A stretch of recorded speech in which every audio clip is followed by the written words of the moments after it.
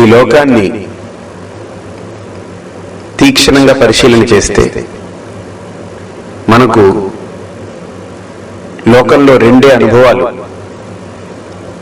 ప్రతినిత్యం మనం ఎదుర్కొంటుంటాం. అందులో ఒకటి సుఖం, రెండవది దుఃఖం. సుఖం అన్నా దుఃఖం అన్నా ఇవి రెండూ కూడా ఇంద్రియ అనుకూల జన్య అనుభవం సుఖమని, ఇంద్రియ ప్రతికూల జన్య అనుభవం దుఃఖమని వ్యాఖ్యానం చేస్తుంటారు. అంటే ఖం అనేటువంటి శబ్దం ఏదైతే ఉందో దుఃఖంలో సుఖంలో, ఖం అంటే ఇంద్రియము అని అర్థం. అందుకని మన కఠోపనిషత్తులో కూడా పరాంచి ఖాని వ్యత్రినత్ స్వయంభూ తస్మాత్ పరాంగ్ పశ్యతి న అంతరాత్మన్. పరాంచి ఖాని అని అంటే ఇంద్రియములు, ఖం ఖే ఖాని అని అంటారు సంస్కృతంలో. పరాంగుఖాని ఇంద్రియాని, మనకి ఇంద్రియాలన్నీ బయట పెట్టబడున్నాయి. ఈ ఇంద్రియాలకి కావలసిన విషయాలు బయట ఉన్నాయి. కాబట్టి ఆ విషయాల్ని ఇంద్రియాలు గ్రహించడానికి నిరంతరం బయటికి పరిగెడుతూనే ఉంటుంది.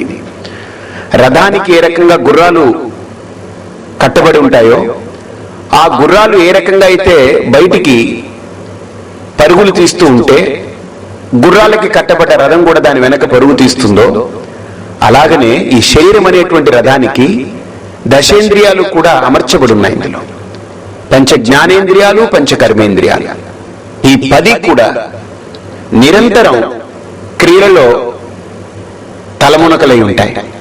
కళ్ళు చూడడం, చెవులు వినడం, ముక్కు వాసన పీల్చడం, నోరు మాట్లాడడం, తినడం, చర్మం రకరకాల స్పర్శల్ని అనుభూతి పొందడం, కాళ్ళు నడవడం, చేతులు ముట్టుకోవడం, ఇవన్నీ కూడా వాటి వాటి క్రియల్లో అవి నిమగ్నమై ఉంటాయి. అయితే క్రియల్లో నిమగ్నమై ఉన్నప్పుడు ఈ పంచ జ్ఞానేంద్రియాల ద్వారా ప్రపంచంలో ఉండే అనుభవాల్ని, రూపాలు, శబ్దాలు, స్పర్శలు, వీటన్నిటినీ మనం లోపలికి తీసుకుంటాం. తీసుకున్నప్పుడు వీటన్నిటినీ అనుభవించే వ్యక్తి ఒకడున్నాడు లోపల. వాడికి ఇష్టమైతే ఆ అనుభవం సుఖమవుతుంది, వాడికి అది అయిష్టమైతే అది దుఃఖమవుతుంది. ఖం అనే ఇంద్రియ శబ్దం ముందు సు అనంటే నాకు ఇష్టమైనటువంటిది కనుక నాకు లభిస్తే దాన్ని సుఖం అంటున్నాం. నాకు ఇష్టం లేనిది, నాకు ప్రతికూలమైంది, నేను ఇష్టపడనిది కనుక నాకు లభిస్తే దాన్ని దుఃఖం అంటున్నాం. ఈ ద్వంద్వాలు ఈ ప్రకృతిలో నిత్య సత్యాలు. ప్రకృతి ఉన్నంత వరకు సుఖం దుఃఖం అనేది తప్పవు. అయితే ఒక పరిశీలన చేయాలి, ఈ సుఖ దుఃఖాలు ఏమైనా బయట ఉన్నాయా? ఇప్పుడు ఒక ఉపమానం, లడ్డు చాలా తీయటి పదార్థం. అది చాలా నిజంగా చెప్పాలంటే చాలా మాధుర్యాన్ని ఇస్తుంది, చాలా ఆస్వాదిస్తుంటే మంచి అనుభూతిని కూడా ఇస్తుంది. అయితే ఏ రకమైన జబ్బు లేనివాడు, ఏ రకమైన ఇబ్బందులు లేనివాడు మధురాన్ని ఇష్టపడేవాడు తింటే అది సుఖాన్ని ఇస్తుంది. మధుర పదార్థం అంటే ఇష్టం అయ్యున్నప్పటికీ కూడా వాడి కనుక షుగర్ అనే జబ్బు ఉందని అంటే, చక్కెర వ్యాధి, వాడు తింటే అది వాడికి దుఃఖాన్ని ఇస్తుంది. అంటే ఇప్పుడు దుఃఖం ఇచ్చేటువంటి గుణం కానీ వాడికి సుఖం ఇచ్చే గుణం కానీ ఆ వస్తువులో ఉందా? పరిశీలన చేస్తే లేదు, అది వ్యక్తిలో ఉంది. కాబట్టి సుఖ దుఃఖాలు అనేవి నేను ఏర్పరచుకున్నటువంటి ఒక లిస్ట్. అది నాకు ఇలా ఉంటే సుఖం, ఇలా ఉంటే దుఃఖం, ఇలా ఉంటే సుఖం, ఇలా ఉంటే దుఃఖం అని నేను లోపల ఎవరైతే అనుభవిస్తున్నాడో ఈ ఇంద్రియాలు తీసుకొచ్చిన విషయాల్ని, ఆ విషయాల్ని లిస్టు వేసి ఇలా ఉంటే సుఖం, ఇలా ఉంటే దుఃఖం అనేటువంటి 2 చాప్టర్స్ కింద విభజించి ఈ లోకంలో వాడు చేసే పని ఏంటంటే ఉదయం కళ్ళు తెరిచినప్పటి నుంచి రాత్రి పడుకునేదాకా అనుభవాల్ని పోగు చేసుకుంటున్నాడు. పోగు చేసుకున్న అనుభవాల్ని విభజించుకుంటున్నాడు. సుఖము లిస్టులోకి కొన్ని, దుఃఖాల లిస్టులోకి కొన్ని. ఇలాగ జీవితం గడిచిపోతుంది. ఏదో ఒక పాయింట్లో ఒక 40 ఏళ్ళు, 50 ఏళ్ళు, 60 ఏళ్ళు, 70 ఏళ్ళు బ్రతికిన వ్యక్తిని నువ్వు జీవితంలో ఏం సాధించావంటే అనుభవాలు అంటాడు. ఏమిటి అనుభవాలు? 2, సుఖం దుఃఖం. సుఖం ఇచ్చేవి, దుఃఖాలు ఇచ్చేవి. కానీ సుఖ దుఃఖాలు బయట లేవు, గుర్తుపెట్టుకోవాలి. ఇది ప్రకృతి, వస్తువులు, పదార్థాలు. కాబట్టి ద్వంద్వాలు అనేటువంటిది సుఖ దుఃఖే సమోకృత్వా లాభాలాభో జయా జయో. అక్కడ సుఖ దుఃఖాలు అనేటువంటివి ఈ ప్రకృతిలో మనం తొలగించేయాలనుకుని ప్రయత్నం చేయడం చాలా భ్రమ. నాకు సుఖమే కావాలి, దుఃఖం ఉండకూడదు అనుకోవడం తప్పు కాదు. కానీ దుఃఖాల్ని లేకుండా చేయడం అనేటువంటిది చాలా పెద్ద ప్రమాదకరమైన విషయం. అది అవివేకంతో కూడుకున్నటువంటి క్రియగా వర్ణించబడుతుంది శాస్త్రం. అందుకని చీకటి ఉండకూడదు, నాకు పగలే కావాలి, లేదు నాకు వేడి ఉండకూడదు, ఎప్పుడూ చల్లగా ఉండాలి అంటే ద్వంద్వంలో ఒకదాన్ని మనం నాశనం చేసి ఇంకో దాన్ని మనం ఉంచుకోవాలనుకోవడం అనేటువంటిది అవివేకం. అది కాబట్టి మనకు శాస్త్రం అంటుంది సుఖ దుఃఖాలు, రాత్రి పగలు, చలి వేడిమి, ఇవన్నీ ద్వంద్వాలు, ప్రకృతి యొక్క సహజ సిద్ధమైనటువంటి గుణాలవి. అందుకనే శాస్త్రం భగవద్గీతలో కూడా కృష్ణుడు ద్వంద్వాతీతో విమత్సరః కృష్ణుడు అంటున్నాడు. అంటే ద్వంద్వాలకి అతీతుడు అవ్వగలిగితే బాగుంటుంది. ఈ లోకంలో గొప్ప పదం వాడుతుంటాం మనం తెలుగులో, సంస్కృతంలో కూడా ఆనందః అనే ఒక పదం వాడుతుంటాం. సుఖము అనే శబ్దం నాకు హాయినిచ్చిన దానికి ప్రత్యర్థి ఉంది, దుఃఖము అనేది ద్వంద్వం ఉంది. సుఖము అనేది ద్వంద్వ సహితమైంది, నిర్ద్వంద్వం కాదది. కానీ ఆనందం అనేది ద్వంద్వరహితమైనటువంటిది. అయితే ఈ లోకంలో ఆనందం ఎక్కడుందండి? చెబితే అదే పొందుతాం మనం, ఇంక సుఖం పొందొద్దని అనుకుంటాం. ఆనందం పొందడానికి ఈ లోకంలో దొరకదు. ఈ లోకంలో ఆనందం ఎక్కడుందని అంటే లోకాన్ని వదులుకున్నప్పుడే నీకు ఆనందం వస్తుంది. అది మనకు ప్రత్యక్షంగా అనుభవం, మనకు ప్రత్యక్ష అనుభవం. అది ప్రతిరోజు రాత్రి అలసిపోయి మంచం మీద మనం పడుకున్నప్పుడు మనం ప్రపంచాన్ని మరిచిపోతున్నాం, మన ఇల్లు మన ఊళ్ళు మరిచిపోతున్నాం. అసలు మన వ్యక్తిత్వాన్ని పడిపోతుంది, అక్కడ మన వ్యక్తిత్వం కూడా పడిపోతుంది. నేనెవరో నాకు తెలియకున్నటువంటి స్థితికి వెళ్ళిపోతున్నాను ఆ గాఢ నిద్రలో. అక్కడ ఎలా ఉన్నాను? ఆ గాఢ నిద్రలో నాకేమైనా కోరికలు ఉన్నాయా? నాకేమైనా భావాలు ఉన్నాయా? నాకేమైనా ఆలోచనలు కదులుతున్నాయా? నా వ్యక్తిత్వం ఏమైనా నిలబడుందా అక్కడ? నేను ఫలానా అని గుర్తించేటువంటి స్థితి ఏమన్నా ఉందా? ఏమీ లేదు. ఈ లోకం లేదు, ఏమీ లేదు. మరి అక్కడ నేను ఎలా ఉన్నానంటే ఉదయం లేవగానే మనిషి అబ్బా చాలా హాయిగా ఉన్నానండి, అసలు అక్కడ ఏమీ లేదండి కానీ హాయిగా ఉన్నానంటున్నాడు. అంటే అదే ఆనందం. ఆ ఆనంద స్థితి అనేటువంటిది ఈ లోకంలో ఎక్కడా లభించదు. ఈ లోకంలో సుఖాలు లభించవచ్చు, దుఃఖాలు లభించవచ్చు, మన అనుభవాల్ని మేళవించుకొని పదార్థాలని తెచ్చుకుంటే. కానీ గుర్తుపెట్టుకోండి, ఆనందం అనేది మటుకు ఈ లోకంలో ఎక్కడా లభించేటువంటి పదార్థం కానే కాదు. కాబట్టి ఆనందాన్ని పొందాలనుకుంటే కనుక ఈ లోకంలో వస్తువుల్ని మనం పోగు చేసుకున్నట్టు ఆనందానికి ఈ లోకంలో ఉపాయం లేదు. ఒకటే ఉపాయం, ఆనందానికి, లోకాతీతమైనటువంటి ఆ ఆనందానికి, అలౌకికమైనటువంటి ఆనందాన్ని పొందాలి అని అంటే ఇక్కడ మన శాస్త్రం అంటుంది ఆత్మజ్ఞానం మాత్రమే దానికి హేతు అవుతుంది. అలౌకికమైనటువంటి ఆనందాన్ని, లోక సంబంధం లేనటువంటి దేశ కాల వస్తు అపరిచ్ఛిన్నమైనటువంటిది ఆనందం. అంటే అది ఎక్కడ దొరుకుతుంది? దేశంలో కాదు. అది ఎప్పుడు దొరుకుతుంది? కాలంతో సంబంధం లేదు. అది ఏ వస్తువు వల్ల దొరుకుతుంది? వస్తువులతో సంబంధం లేదు. దేశకాల వస్తు అపరిచ్ఛిన్నమైనటువంటిది, అనవద్యమైనటువంటిది. దేశకాల వస్తువులతోటది ఏ రకమైనటువంటి సంబంధం లేకుండా అది నిత్య సత్యమై మన స్వరూపంగా వెలుగొందుతుందంటుంది శాస్త్రం. అందుకనే దాన్ని ఆత్మానందము అని అంటారు. దాన్నే మన శాస్త్రంలో సచ్చిదానంద స్వరూపము అని అంటారు. సత్యం జ్ఞానమనంతం బ్రహ్మ అని శాస్త్రం కూడా చెబుతుంది. కాబట్టి విచారణ చేస్తే కానీ ఈ సిద్ధం అవ్వదు ఈ విషయం. కాబట్టి ఇక్కడ మనం చేయవలసిన మొట్టమొదటి విషయం ఏంటంటే, ఇప్పుడు ఆత్మానందమే కనుక స్వరూపమైనటువంటి ఆ ఆత్మానందాన్ని ఎలా పొందాలి?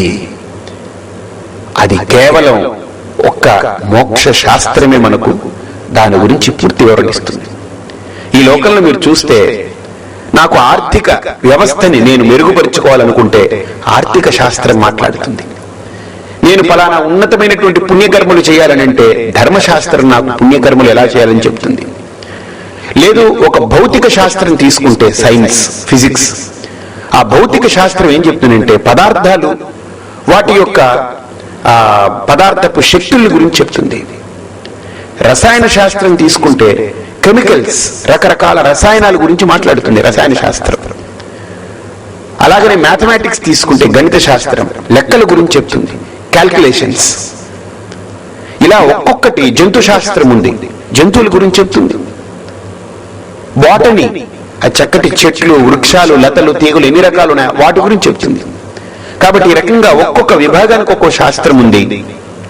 అలాగనే నాకు ఆనందాన్ని కలిగించేటువంటి, ఆనంద స్వరూపమైనటువంటి ఆత్మతత్వాన్ని నేను పొందాలనుకుంటే దానికి ఏమిటి శాస్త్రం, దానికి ఏమిటి సాధనం అని అంటే తస్మాత్ శాస్త్రం ప్రమాణంతే.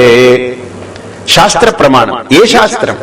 ఆర్థిక శాస్త్రమా, ధర్మశాస్త్రమా, నీతి శాస్త్రమా?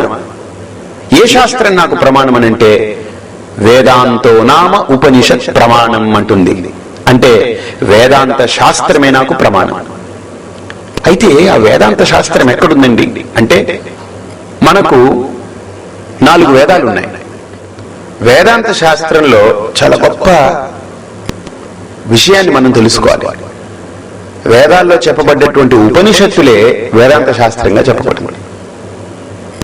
ఆ వేదాంత శాస్త్రాన్ని బాగా మనం పరిశీలన చేస్తే వేదాంతం ఏం మాట్లాడుతుంది అని అంటే మనకి ఏం తెలిసినంటే, మామూలుగా మనం తడిపడి మాటలు మాట్లాడుకుంటాం. ఏంటంటే బ్రహ్మసత్యం, జగన్మిథ్య, కావడి కొయ్యేనోయ్, కుండలు మన్నేనోయ్, ఇవి ఏదో మనం తోచిన పదాలు ఏవేవో మాట్లాడుకుంటాం. మనం దాన్ని వేదాంతం అనుకుంటాం. వేదాంతం అది కాదు. వేదాంతం అనేది 2 విషయాల గురించి మాట్లాడుతుంది. సత్యమైన దాని గురించి మాట్లాడుతుంది, అసత్యమైన దాని గురించి మాట్లాడుతుంది. సత్యాన్ని అసత్యాన్ని మనకు తెలియపరిచి సత్యాన్ని పొందమంటుంది శాస్త్రం. పొందమని చెప్పక్కర్లేదు. సత్యము అసత్యము కనుక మనకు అవగతమైతే అసత్యాన్ని ఎవడు కోరుకోడు. ఎవడు నాకు అసత్యం కావాలి, నాకు అది కావాలని కోరుకోడు. ఎవడైనా సరే సత్యాన్ని ప్రేమిస్తాడు, సత్యాన్ని కోరుకుంటాడు. కాబట్టి ఇక్కడ మనకు వేదాంత దర్శనం కూడా, వేదాంత శాస్త్రం కూడా అత్యద్భుతంగా మనకు సత్యాన్ని ఎలా పొందాలి, ఏ అలౌకికమైనటువంటి ఆనందం ఉందో, దేశకాల వస్తువుల ద్వారా లభించినటువంటి ఏ ఆనందం ఏదైతే ఉందో ఆ ఆనందాన్ని మనం ఎలా పొందాలి, మనం ఏ రకంగా దాన్ని గ్రహించాలి అనేటువంటి ఒక నగ్న సత్యాన్ని వేదాంత శాస్త్రం ఆవిష్కరిస్తుంది. దాన్నే మోక్ష శాస్త్రము అని కూడా అంటారు. ఎందుకు అనంటే యం లబ్ధ్వా చాపరం లాభం మన్యంతే నాధికం తథా. ఏది కనుక తెలుసుకుంటే ఇంకా తెలుసుకునే దానికి ఏవి ఉండవో, ఇంకా బ్యాలెన్స్ ఉండదు. ఏ జ్ఞానమైనా ఈ లోకంలో పొందితే అది పరిమితమైన జ్ఞానం. కానీ మనకు వేదాంత శాస్త్రం ఏమంటుందనంటే ఏది పొందితే ఇక పొందడానికి ఇంకా అవశేషం ఉండదు, ఇంకా సశేషం అనేటువంటి ఉండవో, అది నిర్విశేషం అయిపోతుందో, అంతా కూడా పూర్తిగా నిర్విషయాలు అయిపోతున్నాయో, ఆ నిర్వికల్పక స్థితి, ఆ పరిపూర్ణ తత్వాన్ని మనకు అందిస్తుంది వేదాంత శాస్త్రం. అందుకనే మనం శాస్త్రాలు కూడా మొదలయ్యేటప్పుడు పూర్ణమదః పూర్ణమిదం పూర్ణాత్ పూర్ణముదచ్యతే పూర్ణస్య పూర్ణమాదాయ పూర్ణమేవావశిష్యతే. పూర్ణమైనటువంటి తత్వాన్ని గ్రహించమని మనకు ఉపనిషత్తులన్నీ కూడా తెలియజేస్తున్నాయి. అలా తెలియజేసేటువంటి ఉపనిషత్తుల్ని వేదాంతము అని అంటారు. అలాంటి వేదాంతాన్ని ప్రతిపాదన చేసినటువంటి శంకరులు మనకు ఈ దక్షిణామూర్తి స్తోత్రం ద్వారా, ఆయన రచించినటువంటి భాష్యాల్లో ఉండేటువంటి సార సంగ్రహభూతమైనటువంటి ఆత్మతత్వ విచారాన్ని ఈ దక్షిణామూర్తి అష్టకం ద్వారా, దక్షిణామూర్తి స్తోత్రం ద్వారా మనకు అత్యద్భుతంగా సాధన ఎలా చేయాలి, అసలు మన అవగాహనని ఎలా మనం పెంపొందించుకోవాలి, అసలు విచారణ అంటే ఏమిటి, అసలు అన్నమయ ప్రాణమయ మనోమయ విజ్ఞానమయ ఆనందమయం అనేటువంటి కోశాలు ఉన్నాయి. ఈ కోశాలను ఎలా అతిక్రమించి మన స్వరూపాన్ని మనం పొందాలి అనేటువంటి అత్యద్భుతమైనటువంటి సాధనా మార్గాల్ని ఈ దక్షిణామూర్తి స్తోత్రంలో పెట్టారు. ఇది సామాన్యంగా కొరుకుడు పడదు. మనం ఏదో ఒకటి వ్యాఖ్యానం చేస్తుంటాం పైపైనే, కానీ దానికి భావగర్భితమైనటువంటి అర్థాలని, లోతైనటువంటి తత్వాన్ని మనకు వెలికి తీసి, మనకు చిలికి వెలికి తీసి దాన్ని మనకు అందించారు కమ్మని భాషలో. శంకరుల యొక్క గొప్పతనం అదే. ఆయన కాళిదాసుడు ఉపమానం వాడితే దానికి తిరుగులేదంటారు. అలాగనే భట్టి యొక్క కావ్యాలకి తిరుగులేదు, కాళిదాసుడి యొక్క కమ్మని ఉపమానాలకి తిరుగులేదు. అలాగనే శంకరుల యొక్క భాష్యం ఈ లోకంలో భాష్యం భాష్య విదో విదుహు అంటారు. శంకరుల్ని అర్థం చేసుకోవాలంటే శంకరులు గొప్పవారు, అలాంటి ఆయన చిన్నప్పుడు అన్నింటినీ వదిలేశారు, తల్లిని వదిలారు, సన్యసించారు, అలా కష్టపడ్డారు, ఇవి అవసరం లేదు. ఆయన గురించి పొగడక్కర్లేదు, ఆయన భౌతిక చర్యలు మనం పొగడక్కర్లేదు. ఆయన భాష్యాల్ని, ఆయన ఉపనిషత్తులకు అందించినటువంటి భాష్యాన్ని, గీతకు అందించిన భాష్యాన్ని, బ్రహ్మసూత్రాలకు అందించిన భాష్యాన్ని మనం గ్రహిస్తే శంకరుల యొక్క గొప్పతనం మనకు ఆవిష్కరింపబడుతుంది. శంకరులు ఫోటో పెట్టుకుని మనం పూలతోటి అర్చన చేస్తే అదేం గొప్ప కాదు, ఏదో పూజ అంతే, మనం ఒక దైవంగా భావిస్తాం, పూజిస్తాం. కానీ శంకరుల యొక్క ఔన్నత్యం అది కాదు.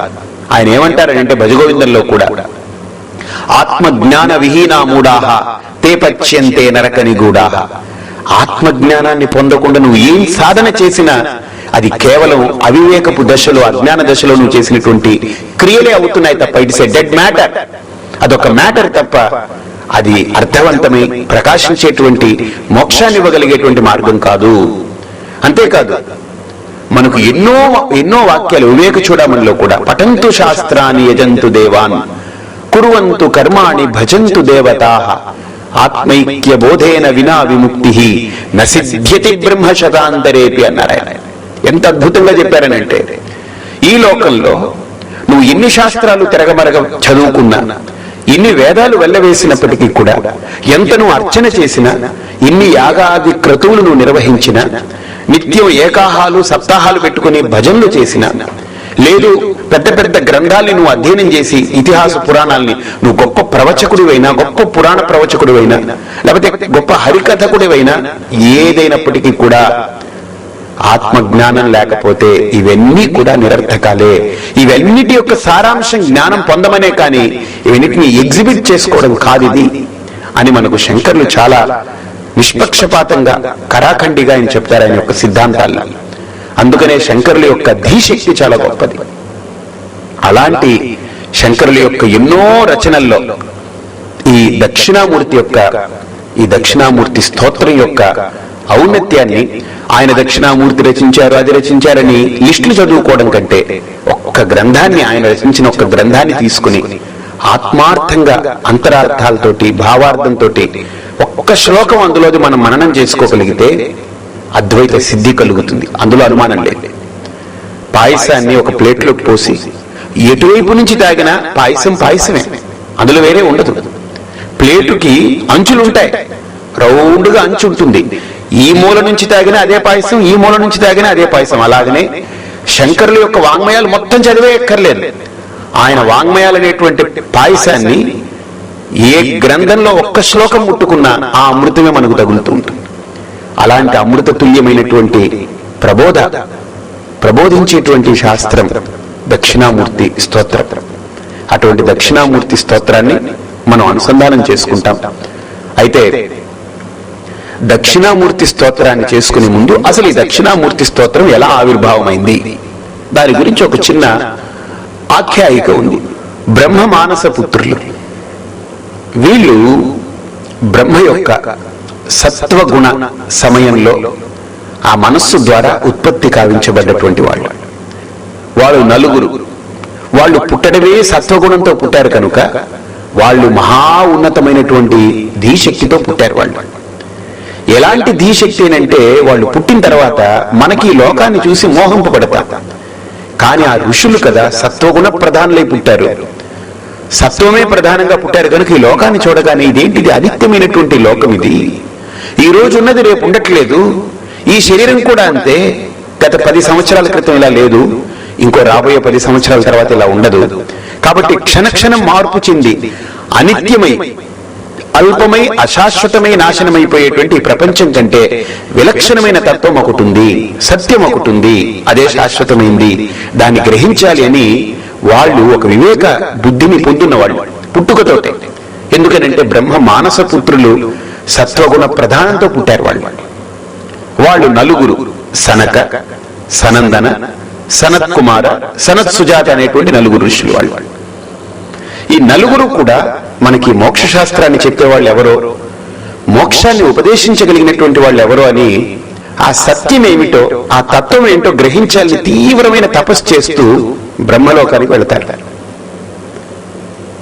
బ్రహ్మలోకంలో వాళ్ళు వెళ్ళిందే తడవు అక్కడ బ్రహ్మగారు కూర్చుని ఉంటారు.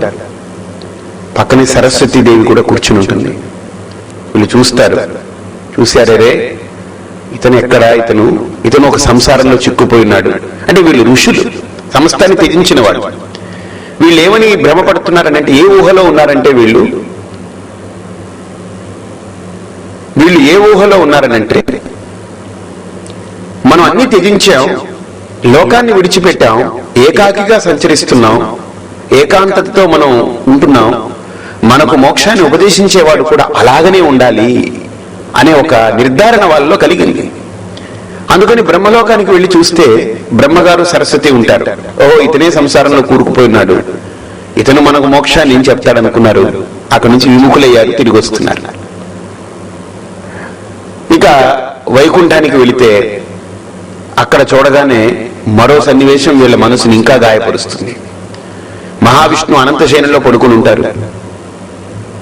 ఆయనకి పాదాల దగ్గర మహాలక్ష్మి కూర్చుని పాదాలు వదుతూ ఉంటుంది. వాళ్ళు అనుకుంటారు ముందుదే బెటర్ అనుకుంటారు. కొద్దిగైనా వాళ్ళిద్దరి మధ్య గాలి దూరేంత సందేహం ఉంది. వీళ్ళిద్దరికి అదేం కాదు, ఇప్పుడు పాదాల దగ్గర ఏకంగా కూర్చుని ఎప్పుడూ నొత్తుతూ ఉంది. ఈయన మనకేం శాస్త్రం చెప్తాడు, ఈయన మనకేం మోక్షాన్ని ఇస్తాడు. సరే, ఇంకా శివుడు మిగిలాడు. అక్కడికి వెళ్ళారు కైలాసానికి. వెళితే అది అత్యంత ఘోరంగా కనిపిస్తుంది. అక్కడ ఏంటనంటే, బ్రహ్మలోకంలో వాళ్ళిద్దరి మధ్య గాలి దూరే సందన్న ఉంది, పర్లేదు. వైకుంఠానికి వచ్చేటప్పటికి కాళ్ళ దగ్గర కూర్చుంది ఆవిడ, అంటే కొద్దిగా దగ్గరతనం కనిపిస్తుంది.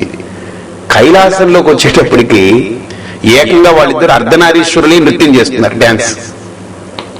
ఇది చూసి అనుకున్నారు, ఒకదానికంటే ఒకటి మహాఘోరంగా ఉంది. వీళ్ళ దగ్గరికి వెళ్ళి మనం మోక్షం పొందడం ఏంటి, వీళ్ళు మనకు మోక్ష శాస్త్రం చెప్పడం ఏంటి, వీళ్ళు మనకు జ్ఞానాన్ని ఉపదేశించడం ఏంటి, ఇంకా మన జన్మ ఇంతే వ్యర్థమిది.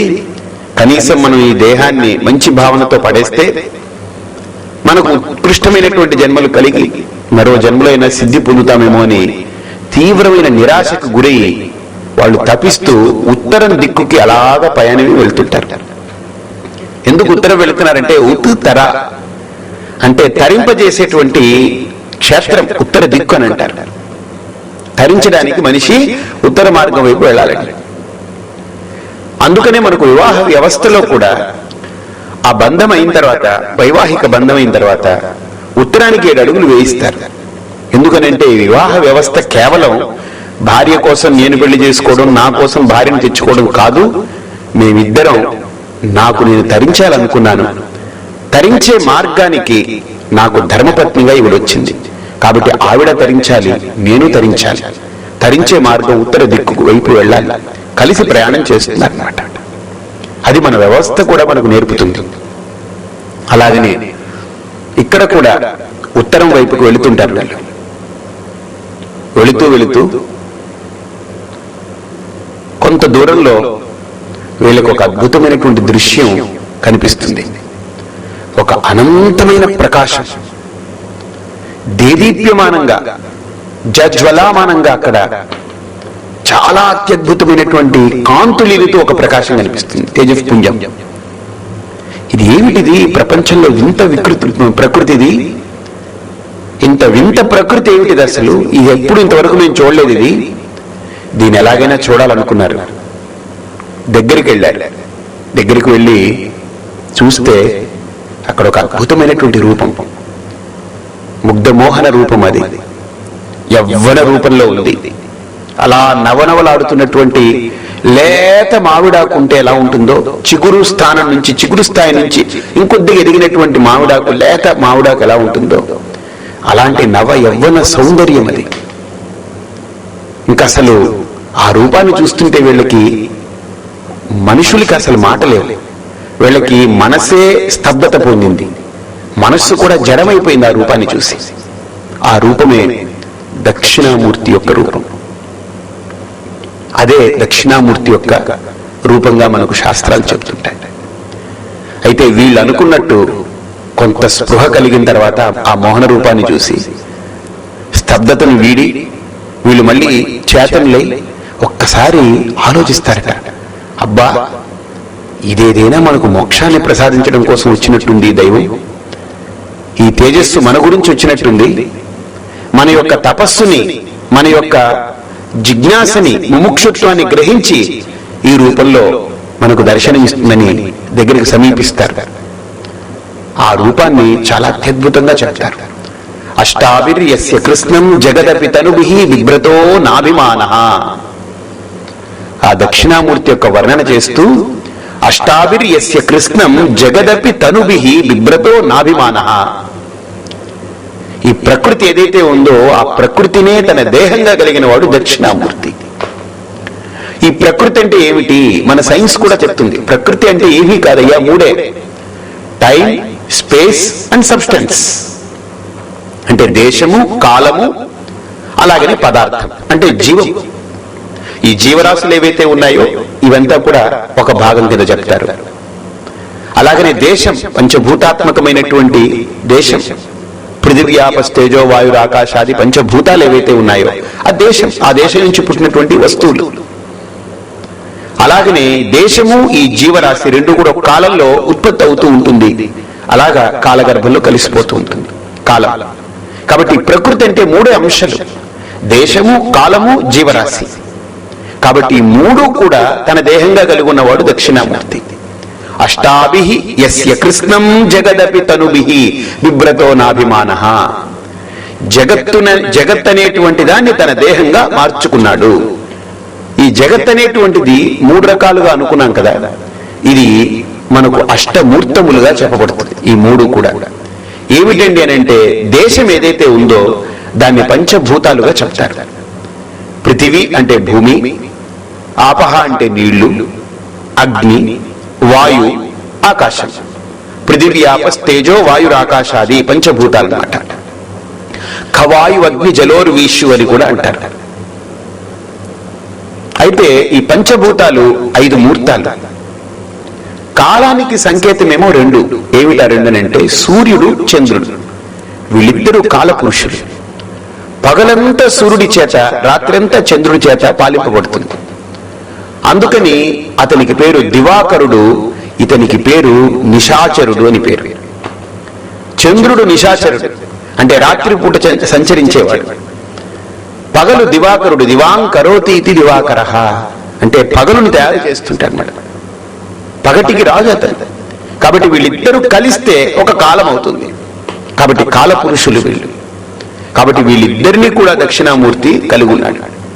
ఇకపోతే జీవరాశికి సంకేతం ఎవరనంటే, ఆయన కాళ్ళ కింద కూర్చున్నటువంటి ఆ 4 ఋషులు, వాళ్ళు జీవరాశికి సంకేతం. కాబట్టి ఇది ఎలా ఉంది మూర్తి రూపం అనంటే, ఈ రూపము అరూపం, ఇది అమూర్తం. అందుకనే మా గురువు గారు కూడా దక్షిణామూర్తి మీద కీర్తన రాస్తూ, దక్షిణామూర్తే అమూర్తే సనకాది మునిజన హృన్మూర్తే దక్షిణామూర్తే అమూర్తే అన్నారు. ఓ దక్షిణామూర్తి, నువ్వు మూర్తివే కావయ్యా, నీ స్వరూపం అన్యమైనటువంటిది, ఈ మూర్తాలతో కూడుకుంది కాదు. అంటే ఇది కేవలం ఉపలక్షణంగా, ఔపచారికంగా ఇది వాడినటువంటి మూర్తమే కానీ యథార్థానికి నువ్వు అమూర్తివి. అంటే ఈ భౌతికమైనటువంటి ఆకృతులు కలిగిన వాడివి కాదు, రక్తమాంసాలు కలిగినటువంటి వాడివి కావు, మిగతా దేవతల వలె ఉన్నటువంటి వాడివి కావును. కాబట్టి దక్షిణామూర్తి గురించి అద్భుతంగా చెప్తారు. అసలు దక్షిణామూర్తి అంటే ఏమిటి? దక్షిణాభిముఖః మూర్తి యః సహ దక్షిణామూర్తి అని ఒక వ్యాఖ్యానం. అంటే వీళ్ళు ఉత్తరం దిక్కుగా వెళుతున్నారు కనుక, ఉత్తరం అంటే తరింపజేసేటువంటి స్థానం కనుక ఆ దక్షిణామూర్తి ఉత్తరం దిక్కులో కూర్చున్నట్టు. కూర్చుని ఆయన ఏం చేస్తున్నాడంటే, ఆయన దక్షిణానికి చూస్తున్నాడు.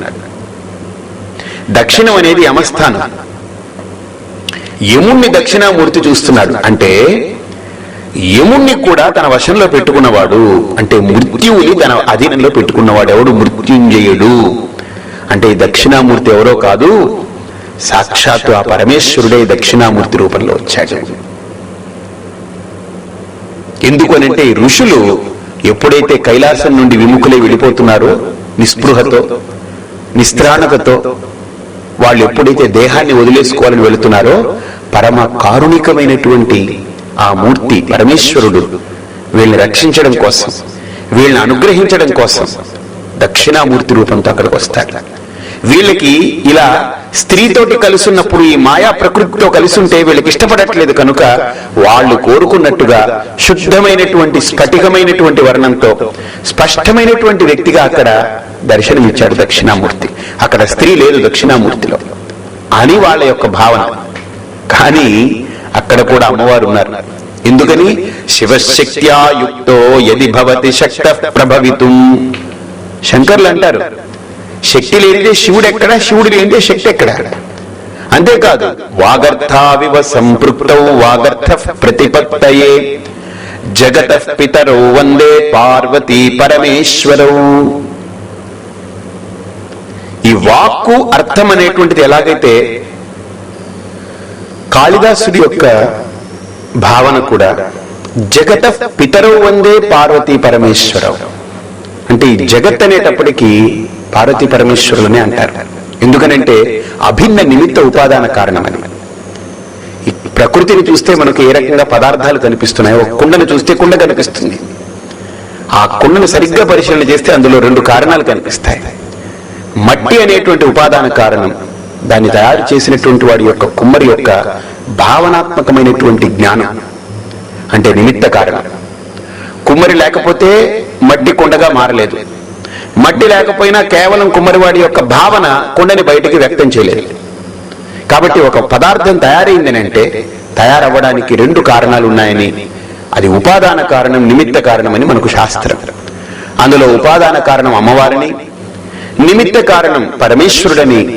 అందుకనే శంకరాచార్యుల వారు కూడా శివశక్త్యాయుక్తో యది భవతి శక్త ప్రభవితుం అభిన్న నిమిత్త ఉపాదాన కారణాన్ని చెప్తున్నారు అక్కడ. అలాగనే ఈ ఋషులు కూడా దక్షిణామూర్తిని చూడగానే అమ్మయ్య ఇక్కడేం స్త్రీ లేదు, బ్రహ్మాండంగా ఉంది ఇక్కడ అని వాళ్ళు ఆనందించారు. కానీ అక్కడ అమ్మవారు లేకుండా ఆయన ఉంటారా? ఉండరు, విడిచిపెట్టి ఉండలేరు. ఎందుకని?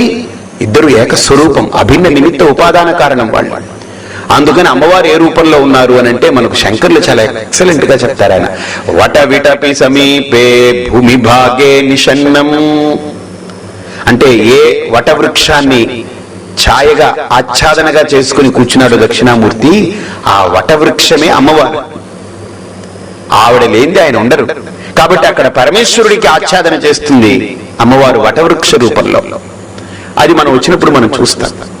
అయితే అలాంటి దక్షిణామూర్తి గురించి మనకిక్కడ శాస్త్రాలు చాలా అత్యద్భుతంగా చెప్తూ, కేవలం దక్షిణాన్ని చూస్తూ కూర్చున్నాడు, చూస్తున్న శిష్యులు ఉత్తరం వైపుకున్నారు కాబట్టి ఈయన దక్షిణామూర్తి అనే కాదు, దక్ష, ఇతను దక్షుడు అంటే హీఈస్ ఎలిజిబుల్, హీఈస్ పర్ఫెక్ట్, అందులో అనుమానం లేదు. దేనికి దక్షుడు? ఆయన మోక్షాన్ని ఇవ్వడానికి అతను దక్షుడు. అందుకనే దక్షిణామూర్తి యొక్క మంత్రాన్ని మనం శ్రద్ధగా చూస్తే కనుక ఓం హ్రీం నమో భగవతే దక్షిణామూర్తయే మహ్యం మేధాం ప్రజ్ఞాం ప్రయచ్చ స్వాహ. బాగా చూడండి. అంటే దక్షిణామూర్తి మంత్రంలో కూడా అమ్మవారు ఉన్నారు.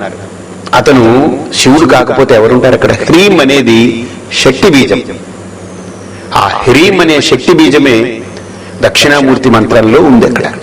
ఓం హ్రీం నమో భగవతే దక్షిణామూర్తయే. మనం ఏమడుగుతున్నాం దక్షిణామూర్తిని అంటే, ఓ దక్షిణామూర్తి మహ్యం నాకు, మేధాం మేధ, చాలా మంది మేధస్సు అంటారు. మేధస్సు అంటే కొవ్వు అని అర్థం. ఏవండి వాడికి ఎంత మేధస్సు అండి అని అంటే అదేదో పొగడతనుకోకండి, అది పెద్ద నిందాస్తుంది. అంటే వీడికి చాలా కొవ్వు ఎక్కిపోయినాడు వీడని అర్థం. కాబట్టి మేధస్సు అనే శబ్దం వాడకూడదు ఎప్పుడు. మేధా, అందుకనే మేధావి భూయాసం, మేధా సూక్తం అన్నారు కానీ మేధస్సూక్తం అని లేదు వాళ్ళు. కాబట్టి మేధ అంటే అదొక గొప్ప క్వాలిటీ, బుద్ధిలోనే ఒక గుణం. అది అంటే మనకు ఏదైనా ఒక విషయాన్ని మనం గ్రహించాలి అని అంటే ఆ మేధ ఉండాలి. మేధ లేకపోతే మనం గ్రహించలేము. అలాగనే ప్రజ్ఞ అంటే గ్రహించిన దాన్ని మనం చక్కగా ఆకలింపు చేసుకుని దాన్ని సొంతం చేసుకోవడం, అది ప్రజ్ఞ, అది ప్రజ్ఞాశక్తి. ఈ రకంగా మేధా ప్రజ్ఞ రెండూ కూడా మహ్యం మేధాం ప్రజ్ఞాం ప్రయచ్చ స్వాహ, నాకు ప్రసాదించు అని మనం కోరుకుంటున్నాం. కాబట్టి దక్షిణామూర్తి యొక్క మంత్రం ఇది. అలాంటి దక్షిణామూర్తి మామూలుగా మనకు లోకల్లో ఉండే చదువు కావాలంటే సరస్వతీదేవిని ఆరాధిస్తాం, హయగ్రీవుని ఆరాధిస్తాం. కానీ మోక్షం అనేటువంటి విద్యకి ఏ జ్ఞానమైతే ఉందో ఆ జ్ఞానం కావాలంటే దక్షిణామూర్తియే కారకుడు. కాబట్టి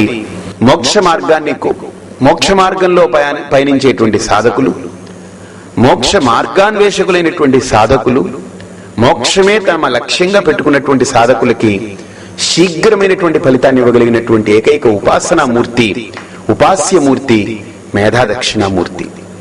అటువంటి దక్షిణామూర్తి యొక్క రూపాన్ని ఒక్కసారి క్లుప్తంగా చూస్తాం. ఆ దక్షిణామూర్తి యొక్క రూపాన్ని మనం చూస్తే వటవృక్షం కింద కూర్చున్నారు. ఆ వటవృక్షం ఎందుకు అనేటువంటిది మనకు శ్లోకంలో మనం ముచ్చటించుకోవచ్చు.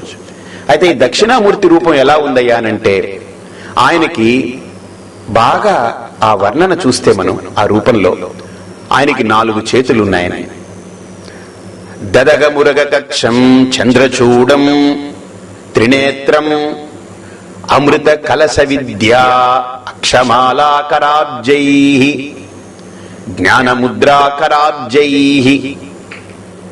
అంటే ఆయన ఏం చేస్తున్నారు అనంటే, ఆయన యొక్క రూపం ఎలా ఉందనంటే, దదగ మురగ కక్షం చంద్రచూడం త్రినేత్రం అమృత కలశ విద్యా జ్ఞానముద్రాకరాబ్జై. 4 చేతులు ఉన్నాయి కదా, 4 చేతుల్లో ఏమున్నాయనంటే, పైన ఉన్నటువంటి కుడి చేతిలో ఢమరుకం ఉంది. మీరు బాగా చూడండి, ఢమరుకం దేనికి సంకేతం? ఢమరుకాన్ని ఇలా మోగిస్తుంటే లోపల ఏం ఉండదు, ఖాళీ. దాన్ని మ్రోగిస్తుంటే శబ్దం వస్తుంది. అంటే ఖాళీ అని అంటే అది ఆకాశం. అది ఆకాశం కనుకనే ఆ ఖాళీ నుండి శబ్దం ఉత్పత్తి అయింది. అందుకనే శబ్దం ఎక్కడి నుంచి వచ్చిందనంటే ఆకాశం నుంచి వచ్చింది. శబ్ద గుణకం ఆకాశం. శబ్దం అనేటువంటి గుణాన్ని కలిగి ఉన్నటువంటిది ఆకాశం. వాయు అనే దాంట్లో స్పర్శ అనే గుణం ఉంది. కాబట్టి ఒక్కొక్క పంచభూతాల్లో ఒక్కొక్క గుణం ఉంది. కాబట్టి శబ్దం అనేటువంటిది ఆకాశం నుండి పుట్టింది. ఆ ఆకాశానికి సంకేతమే ఈ ఢమరుకం.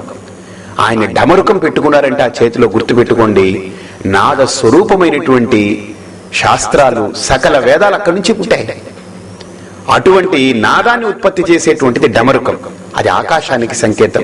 అంటే కుడి పై చేతిలో ఆకాశాన్ని పట్టుకున్నారు. ఎడమ చేతిలో, పైన ఉన్నటువంటి ఎడమ చేతిలో అగ్నిని పట్టుకున్నారు. నిప్పు ఉంటుంది. ఇకపోతే ఆయన జటాజూటాలు ఏదైతే ఉన్నాయో వాటిని బంధించి ఉంటుంది. అంటే బంధనం అనేది వాయు, అంటే గాలికి అది సంకేతం. ఆ జటాజూటాలు అనేటువంటివి, బంధించి ఉన్నటువంటి జటాజూటాలు ప్రాణానికి, గాలికి సంకేతం. ఇక అక్కడ దానిపైన గంగ ఉంటుంది, అంటే జలానికి సంకేతం.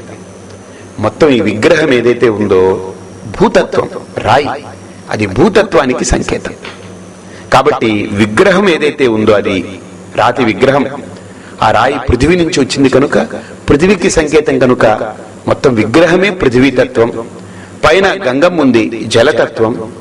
అలాగనే చేతిలో అగ్ని ఉంది, ఎడమ చేతిలో పైన. అలాగనే వాయువు బంధించున్నటువంటి జటాజూటాలన్నీ కూడా వాయుతత్వానికి సంకేతం. ఇటువైపు ఆకాశం ఉంది. కాబట్టి పంచభూతాలు మనకు కనిపిస్తున్నాయి. అందుకనే పరమేశ్వరుణ్ణి సద్యోజాత, వామదేవ, అఘోర, తత్పురుష, ఈశానం అనేటువంటి పంచముఖాలు అంటున్నాం. ఈ పంచముఖాలు ఏం కాదు, పంచభూతాలే పంచముఖాలు ఆయనకి. సద్యోజాతం అనేది ఆకాశం, వామదేవం అనేటువంటిది వాయు, అఘోరం అనేటువంటిది అగ్ని, తత్పురుషం అనేటువంటిది జలం, ఈశానం అనేటువంటిది పృథివీ. పృథివ్యాపస్తేజోవాయురాకాశాది పంచభూతాలే పంచముఖాలు ఆయనకి. అందుకనే పంచముఖాలు ఉంటాయి పరమేశ్వరుడికని. ఇప్పటికీ నేపాల్లో మనం పశుపతినాథ్ పంచముఖాలతో ఉంటాడనమాట అక్కడ. అంటే పంచభూతాలే పంచముఖాలుగా కలిగి ఉంటాడు. కాబట్టి ఇక్కడ బాగా ఆలోచిస్తే మనం ఈ పంచభూతాలు అక్కడ కనిపిస్తుంది. ఇకపోతే దక్షిణామూర్తి యొక్క శిరోభాగంలో మామూలుగా ఏ దేవుడికైనా ఒకే ఇది ఉంటుంది, చంద్రవంక ఉంటుంది, లేదా సూర్యుడైనా ఉంటాడు. కానీ దక్షిణామూర్తికి ప్రత్యేకత ఏంటంటే ఆయనకి శిరస్సులో ఒక పక్క కుడివైపు సూర్యుడు, ఎడమవైపు చంద్రుడు ఉంటాడు. బాగా ఆలోచించండి. సూర్యచంద్రులు ఇద్దరు కూడా కాలానికి సంకేతం. కాబట్టి పంచభూతాలు దేశానికి సంకేతం, సూర్యచంద్రులు కాలానికి సంకేతం. ఇక ఆయన కూర్చున్నటువంటి కాళ్ళ దగ్గర 4 ఋషులు కూర్చుని ఉంటారు. అంటే జీవకోటికి సంకేతం. నలుగురు ఋషులు కూడా జీవతత్వానికి సంకేతం. మనకు మొత్తం జీవతత్వాలు 4 రకాలు అన్నారు కదా. అండజం, ఉద్భిజం, శ్వేతజం, జరాయుజం. అంటే గుడ్డు నుండి పుట్టినటువంటి జాతి 21 లక్షలు ఉంటాయని. శ్వేతజం అంటే నాచు, పాచి, నీళ్ల నుంచి అలా పుట్టినటువంటి క్రిముల యొక్క సంఖ్య 21 లక్షలు ఉంటాయని. అలాగనే ఉద్భిజం అంటే బీజాల నుంచి పుట్టినటువంటి వృక్షాలు, లతలు, తీగలు ఇవన్నీ ఏవైతే ఉన్నాయో ఇవన్నీ 21 లక్షలు ఉంటాయని. జరాయుజం తల్లి గర్భం నుంచి పుట్టినటువంటి జీవరాశులు 21 లక్షలు ఉంటాయి. ఇలా మొత్తం 84 లక్షల జీవరాశులకి, మొత్తం అంతా అన్ని జీవరాశులకి కలిపి ఇక్కడ 4 కూర్చున్నారు. ఇక్కడ సనందన, సనత్ కుమార, సనత్సుజాత అనేటువంటి వాడు. అందులో అన్ని జంతువుల కంటే కూడా మానవుడు అనేటువంటి వాడు చాలా బుద్ధిమంతుడు కనుక బుద్ధిమత్సు నరా శ్రేష్ఠ, ఆ మానవ ఉపాధితో ఈ 4 ఋషులు కూర్చున్నారు. మొత్తం జీవతత్వానికి సంకేతం ఆ 4. కాబట్టి పంచభూతాలు 5, సూర్యచంద్రులిద్దరు కాలపురుషులు కలిపి 7, జీవతత్వానికి సంకేతం వాళ్ళు. కాబట్టి మొత్తం 8. అష్టమూర్తములు కలిసిందే ఈ దక్షిణామూర్తి. అందుకనే మనకు రమణ మహర్షి కూడా ఉపదేశారంలో అష్టమూర్తి బృహద్ దేవ పూజనం జగతైషధీ యుక్త సేవనం. అష్టమూర్తి బృహద్ దేవ పూజనం. ఈ ప్రకృతి అంటే ఏమిటయ్యా? అష్టమూర్తాలతో కూడుకున్నటువంటిది ఈ ప్రకృతి. ఆ అష్టమూర్తాలని తన స్వరూపంగా కలిగి ఉన్నవాడు దక్షిణామూర్తి. అందుకనే అష్టాభిర్యస్య కృష్ణం జగదపి తనుభిః బిభ్రతో నాభిమానః. వాడికి 8 మూర్తాలే దేహంగా కలిగిన వాడు. అంటే అమూర్తము అని అర్థం. అక్కడ ఏ మూర్తము కానటువంటి వాడు అమూర్త స్వరూపం. వ్యాఖ్యానం చేస్తూ జగద్గురు ఆచార్య స్వాములు వారు శంకరులు దక్షిణామూర్తి స్తోత్రానికి ముందు మనకు ధ్యాన శ్లోకాన్ని పెట్టారు. ఆ ధ్యాన శ్లోకం గురించి మనం చెప్పుకుందాం. అయితే ఈ దక్షిణామూర్తికి ఆయన కూర్చున్నప్పుడు క్రింద ఒక కాలు కింద ఒక మనిషి, ఒక పిల్లాడు కింద ఉంటాడు. అపస్మారకుడు, వాడు రాక్షసుడు. ప్రతిబంధకాలు కల్పిస్తుంటాడు. ఆ ప్రతిబంధకాలు కల్పించేటువంటి వాడు అక్కడ కనిపిస్తాడు మనకు ఆ కాళ్ళ కింద. అంటే మనకు మోక్షానికి అవరోధాలు చాలా ఉంటాయి. శ్రేయాంసి బహు విఘ్నాని. శ్రేయో మార్గంలో వెళ్లేవాడికి చాలా విఘ్నాలు ఉంటాయి, ఎన్నో విఘ్నాలు ఉంటాయి. ఆ విఘ్నాలన్నింటినీ కూడా నివారించగలిగేటువంటి శక్తి, సామర్థ్యం కూడా ఆ దక్షత దక్షిణామూర్తికి ఉంది. మళ్ళీ ప్రత్యేకించి మనం విఘ్నేశ్వరుని ప్రార్థించక్కర్లేదు అక్కడ. ఎందుకని? విఘ్నాల్ని, లోకంలో విఘ్నాన్ని నాశనం చేయగలిగిన వాడు గణపతి. అలాగనే చదువుని, మనకు బుద్ధిని ప్రసాదించేది సరస్వతి. అక్కడ 2టికి 2 దేవతలు ఉన్నారు, కానీ ఇక్కడ అన్నిటికీ కలిపి ఒకే దైవం. ఇక్కడ అంటే సమస్తాన్ని ప్రసాదించగలిగే పరిపూర్ణ స్వరూపం ఆ దక్షిణామూర్తి రూపం. కాబట్టి అటువంటి దక్షిణామూర్తికి క్రింద కుడి చేతిని చూస్తే చిన్ముద్రతో ఉంటుంది. చాలా అత్యద్భుతమైనటువంటి ముద్ర, అది జ్ఞానముద్ర. దాని గురించి వస్తుంది ఆ ధ్యాన శ్లోకంలో మనం చెప్పుకుందాం. ఎడమ చేతిలో వేదాలు ఉంటుంది. ఏమిటి దీనికి సంకేతం అని అంటే, ఈ చేతిలో క్రింద ఎడమ చేతిలో వేదాలు ఉంటుంది, ఈ కుడి చేతితో చిన్ముద్ర. అంటే ఈ సకల వేదాల యొక్క సారమే ఇదిగో ఈ చిన్ముద్ర, ఈ జ్ఞానం, జీవ బ్రహ్మ ఐక్యము అని ఆయన సంకేతంగా సూచనాప్రాయంగా సూచిస్తున్నారు. ఆయన ఎలా ఉన్నారు, ఆయన యొక్క వర్ణన మనకు జగద్గురు ఆచార్య స్వాముల వారు శంకరులు అత్యద్భుతంగా ధ్యాన శ్లోకాల రూపంలో మనకు మౌన వ్యాఖ్య ప్రకటిత పరబ్రహ్మతత్వం యువానం అని చెప్తారు. దాన్ని మనం చూస్తాం. ఆ దక్షిణామూర్తి యొక్క ఉపాసనకి, ఆ రూపాన్ని ఉపాసన చేస్తే మనకు మోక్ష మార్గాన్ని, మోక్ష అన్వేషణలో ఉన్నటువంటి సాధకులకి ప్రతిబంధకాలు తొలుగుతాయని మనకు ఉపాసన యోగ్యమైనటువంటి మూర్తిగా కూడా చెప్పబడింది. నిజానికి దక్షిణామూర్తి అని అంటే కేవలం ఆ రూపమే అనుకోకండి. ఇక్కడున్న ప్రతి అణువు దక్షిణామూర్తి స్వరూపాలే. ఆ దక్షిణామూర్తి తత్వాన్ని మనకు తెలియజేస్తుంది ఈ స్తోత్రం. కాబట్టి దాని గురించి మనం మున్ముందు గ్రహిద్దాం. హరి ఓం తత్సత్. ఇంకో చేతిలో వేదాలు ఇవన్నీ భావించుకుంటాం. అది సగుణ రూపం. అదేంటిది? సగుణ రూపం అది. కానీ దక్షిణామూర్తి అని అంటే మనకు ఒక అద్భుతమైనటువంటి స్టేట్మెంట్ ఒకటి ఉంది. అష్టాభిః యస్య కృష్ణం జగదపి తనుభిః బిభ్రతో నాభిమానః. అష్టాభిః యస్య కృత్స్నం జగతః తనుభిః బిభ్రతః న అభిమానః. అసలు ఈ లోకానికి 8 మూర్తములు ఉన్నాయి. అసలు ఈ సృష్టి అంటే 8 మూర్తములు, అష్టమూర్తములు. మనం ఉపదేశసారంలో కూడా మనకు వస్తుంది. పంచభూతాలు ఆకాశం, వాయు, అగ్ని, నీరు, భూమి. కాలం సూర్యుడు, చంద్రుడు, వీళ్ళిద్దరు కాలపురుషులు. ఇక జీవుడు అంటే దేశము, కాలము, జీవుడు, ఈ 3 కలిస్తే సృష్టి. ఈ 3ంటిని మనకు సింబాలిక్ గా చూపిస్తూ దక్షిణామూర్తి అంటే ఎవరో కాదబ్బాయ్, అంతటా వ్యాప్తి చెంది ఉన్నటువంటి పరబ్రహ్మ చైతన్యమే దక్షిణామూర్తి. అష్టాభిః యస్య కృత్స్నం జగతః తనుభిః బిభ్రతో నాభిమానః. మనం ఉపాసన చేయడానికి ఒక రూపాన్ని పెట్టుకున్నాం. కానీ ఎలాగైతే గాయత్రి మంత్రం ఉంది, ఏమిటి గాయత్రి మంత్రం? నిజంగా గాయత్రి మంత్రాన్ని సరిగ్గా అర్థం చేసుకుంటే అది సూర్యుడు. సూర్య ఉపాసనకి తత్సవితుర్వరేణ్యం భర్గో దేవస్య ధీమహి ధియో యో నః ప్రచోదయాత్. తత్సవితుః వరేణ్యం. సవిత్రి దేవత అంటే ఎవరు? సూర్యుడు అనమాట.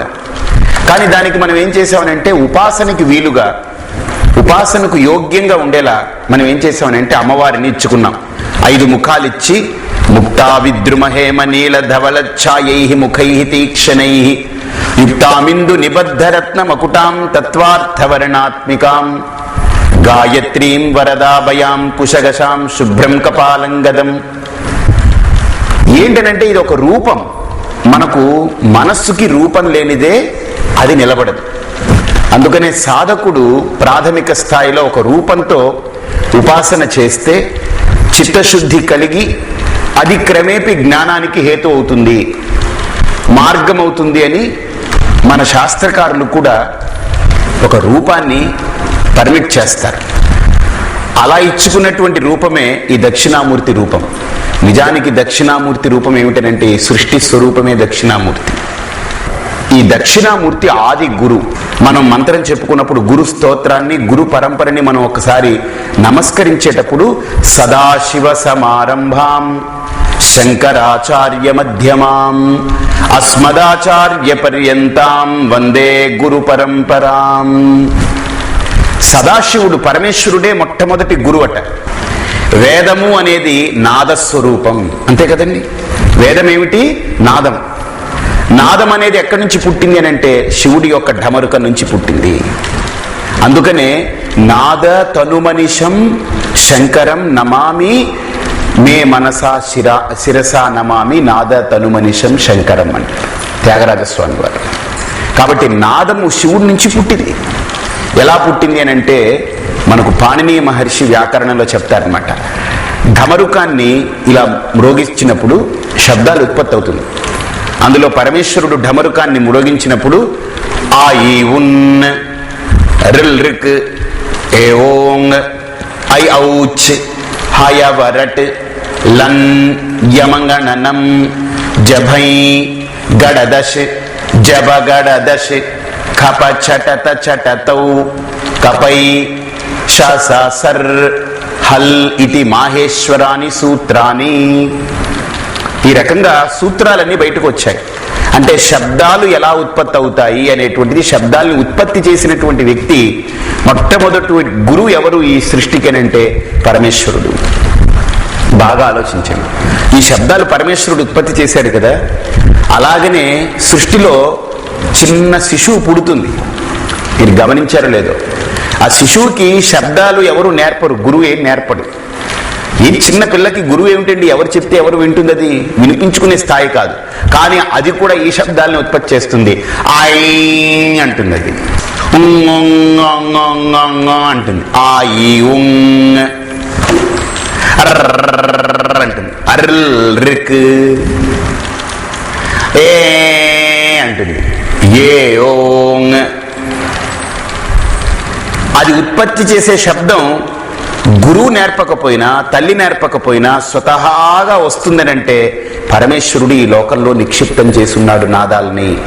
మనం అనుకుంటే ఏదో ఇది వాగుతుందని, కానీ మహేశ్వర సూత్రాలు, అవన్నీ సూత్రాలు. నాదం ఉత్పత్తి చేసుకునే ముందు, శబ్దాలన్నీ స్పష్టంగా పలికే ముందు పరమేశ్వరుడే దానికి నాదాన్ని లోపల నింపుతున్నాడు. బాగా చూడండి, పరమేశ్వరుడే నేర్పుతున్నాడు. కాబట్టి శిశువుకి ఆది గురువు ఎవరు? సదాశివ సమారంభాం. ఎంత అద్భుతంగా!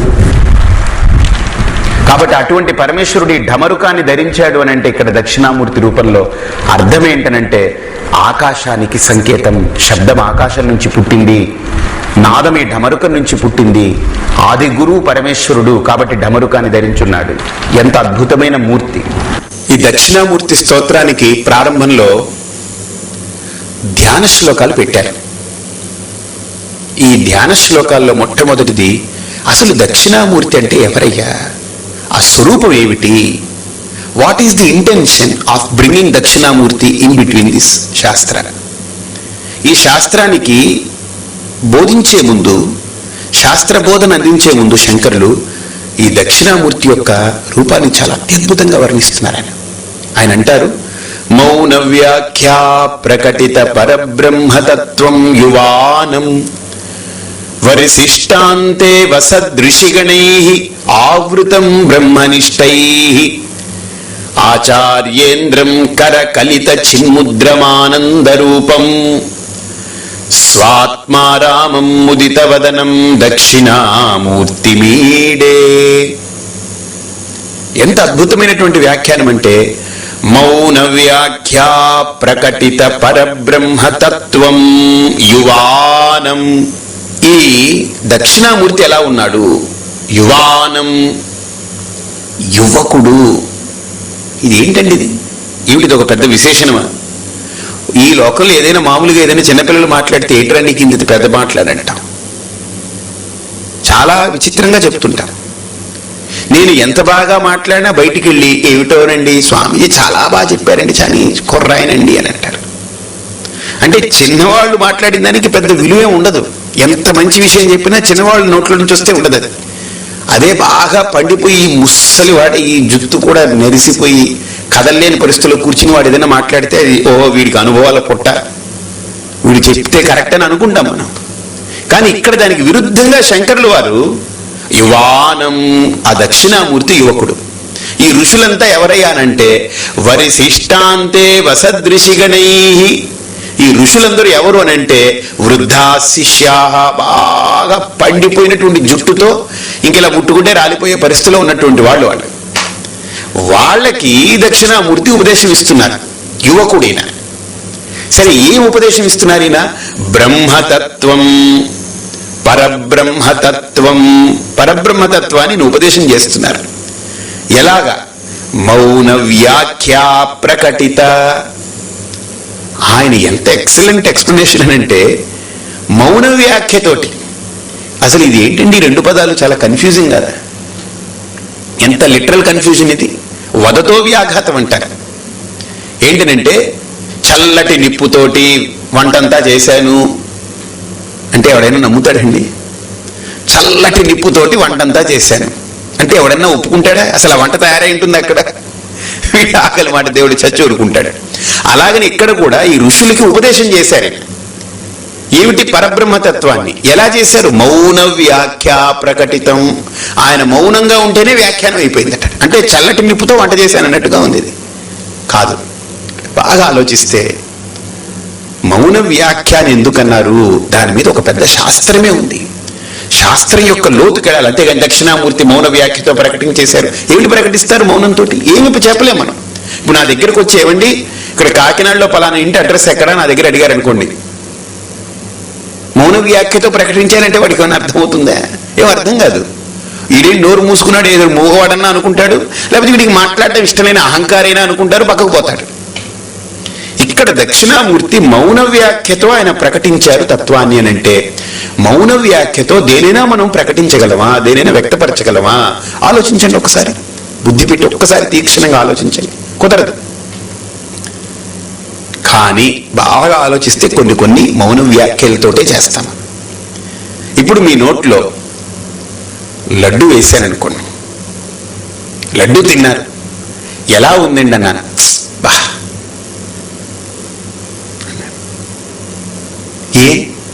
ఎందుకు నోట్లో మాట రావట్లేదు? సరస్వత్యాపిన వక్తుం సఖ్యా మధురస్య రసమెదా. సరస్వతీదేవి నోట్లో కూడా ఈ పంచదార వేసామనుకోండి, ఆవిడ అన్ని అక్షరాలు ఆవిడ నుంచే పుట్టాయంటారు కదా. చదువులకి తల్లి ఆవిడే. ఆవిడ కనుక అమ్మ నువ్వు ఇప్పుడు నేను చెప్పబోయి నేను నీకు ఒకటి చూపిస్తాను, అది నువ్వు ఆస్వాదించి అది ఎలా ఉంటుందో వర్ణించాలంటే తప్పకుండా రా నాన్న అంటుంది. ఆవిడ నోరు తెరవమని ఇంత మధురం ఏదైనా వేసి తేనె పోసి ఆవిడ నోట్లో ఎలా ఉందమ్మా అంటే బాగుంది, అది కాదమ్మా అది ఎలా ఉంది చెప్పు, దాన్ని వ్యాఖ్యానం చేయి, అది చెప్పలేరు. దాన్ని ఆస్వాదించడమే, అనుభూతి పొందడమే. అప్పుడు సరస్వతీదేవి కూడా మౌన వ్యాఖ్యతోటే చెప్పాలి. అదే మనం చేస్తున్నాం. ఎండలో బాగా తిరిగాం, ఏసీ వేస్తుంది ఒక రూమ్లో, చల్లగా ఉంది. ఒకసారి లోపలికి వెళ్ళగానే అంట ఎలా ఉందంటే అంట. అంటే ఏంటది? మన ఫీలింగ్స్ని మనం అక్కడ ఎక్స్ప్రెస్ చేస్తున్నాం. ఫీలింగ్స్ని ఎక్స్ప్రెస్ చేసేటప్పుడు దానికి వాక్యాలు ఉండవు. మాట్లాడేటప్పుడు ఆ మాటలకి ఫీలింగ్స్ ఉండవు, కానీ ఫీలింగ్స్ని మనం వ్యక్తపరిచేటప్పుడు అనుభవాల్ని మాటలు ఉండవు. అలాగనే ఈ లోకంలో అల్పమైన విషయాలని అనుభవిస్తే దాన్నే చెప్పలేకపోతున్నామనంటే మరి అలౌకికమైనటువంటి ఆనంద స్వరూపంగా ఉండే ఆ పరబ్రహ్మ తత్వాన్ని, ఆత్మతత్వాన్ని ఏ మాటతో మనం చెప్తాము? ఏ మాట మాట్లాడినా అది ఎంగిలే. కాబట్టి పరబ్రహ్మతత్వాన్ని మాటతో మనం వ్యక్తపరిచేది కాదు. అందుకనే అక్కడ పరబ్రహ్మతత్వమై ఉన్న దక్షిణామూర్తి ఆయన ఋషులకి ప్రకటింపజేస్తున్నారు తత్వాన్ని. ఎలాగా? మౌన వ్యాఖ్య అంటే మౌనమేవ వ్యాఖ్య. మౌన వ్యాఖ్య అంటే అక్కడ వేరే వ్యాఖ్యానం లేదు, మౌనమే వ్యాఖ్యానం. ఎవరో పరిపూర్ణానంద సరస్వతి ఎవరు తిరుగుతూ వచ్చారు అక్కడికి. బాగా చూడండి. ఇప్పుడు మొత్తం మీద నా దగ్గరికి వచ్చారు. నా దగ్గరికి వచ్చిన తర్వాత ఏమండి ఇక్కడ పరిపూర్ణానంద సరస్వతి ఎవరండి అని అడిగారు. అది నేనేం చెప్పాను అన్నాను, నేను మౌన వ్యాఖ్య చేశాను. వాడు కూడా అంతే. ఇంక మళ్ళీ పరిపూర్ణానందని మాట వస్తుందే అంటే మౌన వ్యాఖ్య నేను చేశాను. ఆ మౌన వ్యాఖ్యతో వాడికి అర్థమైపోయింది, ఇంకా మాటలన్నీ ఆగిపోయాయి. అదే శృతి కూడా అంటుంది.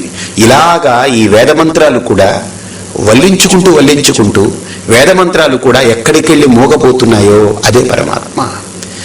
ఏ స్థాయిలో వేదం కూడా మోగపోతుందో, ఏ శబ్దరాశితో కూడుకున్నటువంటి అనంత శబ్దోత్పత్తిని చేసినటువంటి ఆ వేదం కూడా ఉదాత్త అనుదాత్త స్వరితాలతోటి ఎన్ని రకాలు పద క్రమం జట ఘనమని రథం మాల దండ అని రకరకాలుగా ఉన్నటువంటి స్వరాలతో కూడుకున్నటువంటి ఈ వేద వాంగ్మయం అంతా కూడా ఏ స్వరూపం దగ్గరికి వెళ్ళగానే మూగబోతున్నాయో, మాటలు ఆగిపోతున్నాయో. యతో వాచో నివర్తంతే అప్రాప్య మనసా సహ ఆనందం బ్రహ్మణో విద్వాన్. ఎక్కడైతే ఏ స్వరూపం దగ్గర ఈ మాటలన్నీ పడిపోతున్నాయో, ఈ చేష్టలన్నీ ఆగిపోతున్నాయో, మనస్సు కూడా సంకల్ప వికల్పాలతో కూడుకున్నటువంటి ద్వంద్వాత్మకమైనటువంటి మనస్సు కూడా పడిపోతుందో అదే పరమాత్మ. కాబట్టి కేనేషితం ప్రేషితం మనః పతతి కేనేషితాం వాచమిమాం వదంతి చక్షుశ్రోత్రం కవు దేవో యునక్తి ఏతద్వైతత్. ఉపనిషత్తు కూడా కేనోపనిషత్తు అంటుంది, ఎవడి వల్లైతే ఈ నోరు మాట్లాడబడుతుందో, ఎవడి వల్లైతే కళ్ళు చూడబడుతుందో, ఎవడి వల్లైతే ఈ చెవులు వినబడగలుగుతున్నాయో వాడెవరయ్యా? వాడు మాటలకి అందనివాడు, చూపులకి అందనివాడు, శబ్దాలకి అందనివాడు. శబ్దస్పర్శ రూపరహితమైనటువంటి స్వరూపం అది.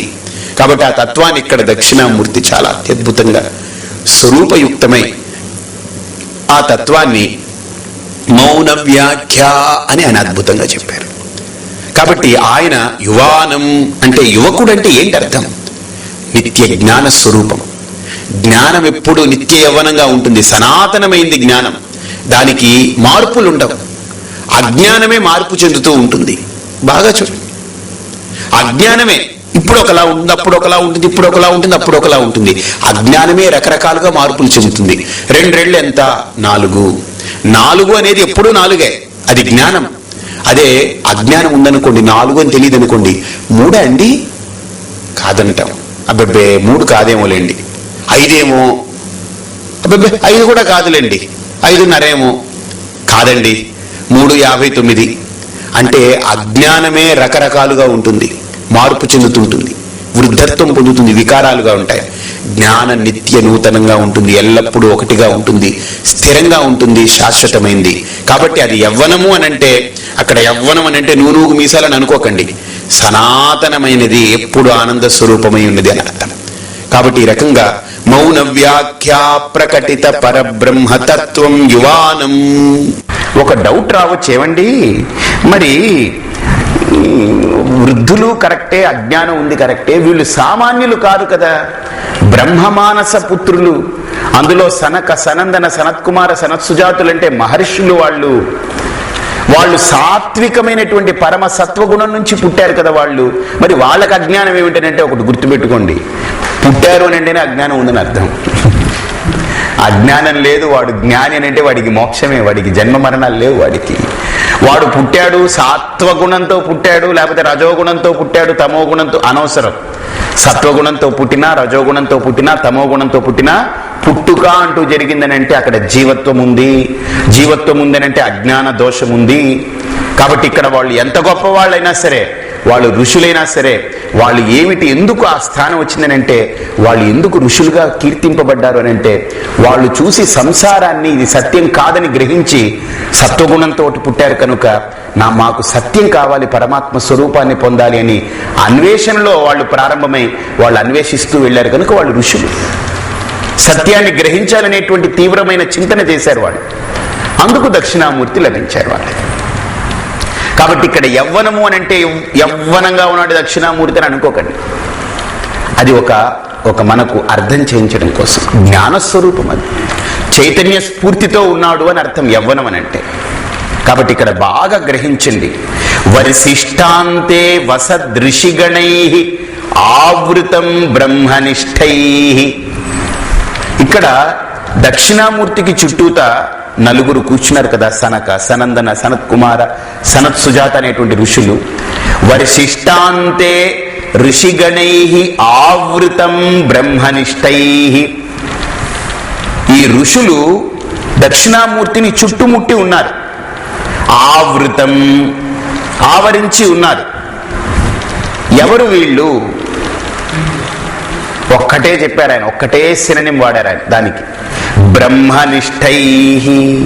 చూడండి, గురువుకు తగ్గ శిష్యులు అన్నమాట.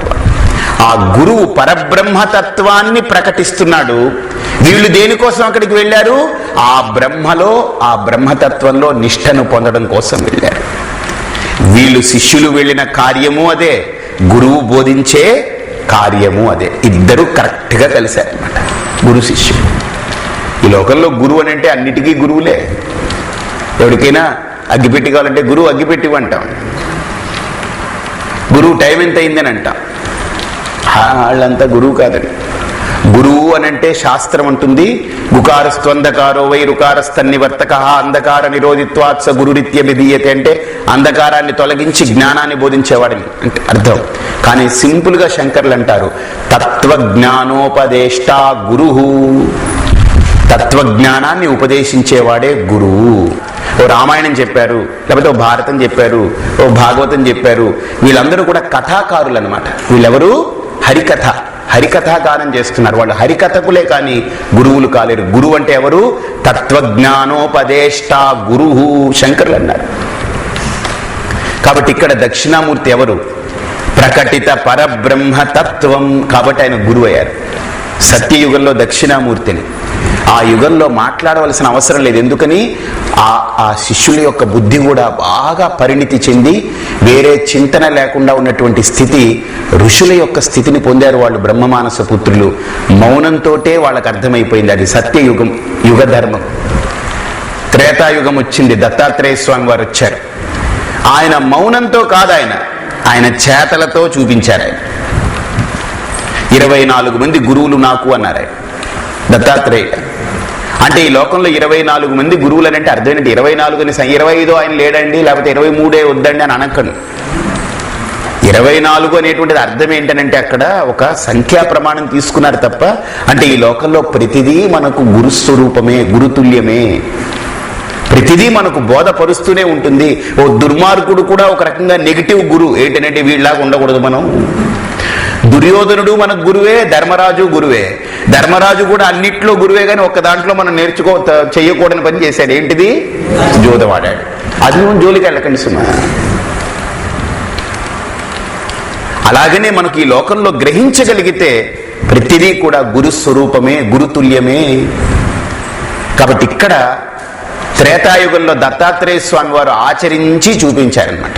అంటే మౌనంతో చెబితే వీళ్ళకి అర్థం కాలేదంటే అప్పటికే బుద్ధి కొంత బండతనం మొదలైంది త్రేతాయుగంలోనే. ఇక ద్వాపర యుగానికి వచ్చేటప్పటికి శ్రీకృష్ణుడి రూపంలో అవతరించి పరమాత్మ బోధించాడు గీతని. అంటే నోటితో చెప్పవలసి వచ్చింది. అంటే అప్పటికే బుద్ధి ఒక 75% బండతనం పొందింది. బాగా చూడండి, సత్యయుగంలో మౌనంతోనే బోధించారు, త్రేతాయుగంలో ఆచరణతో చూపించారు, ద్వాపరంలోకి వచ్చేటప్పటికి వ్యాఖ్యానంతో, గీతా వ్యాఖ్యానంతో గీతను బోధించి చెప్పారు ఆయన. బాగా చూడండి, కలియుగం వచ్చేటప్పటికి శంకరులు ఆవిర్భవించారు.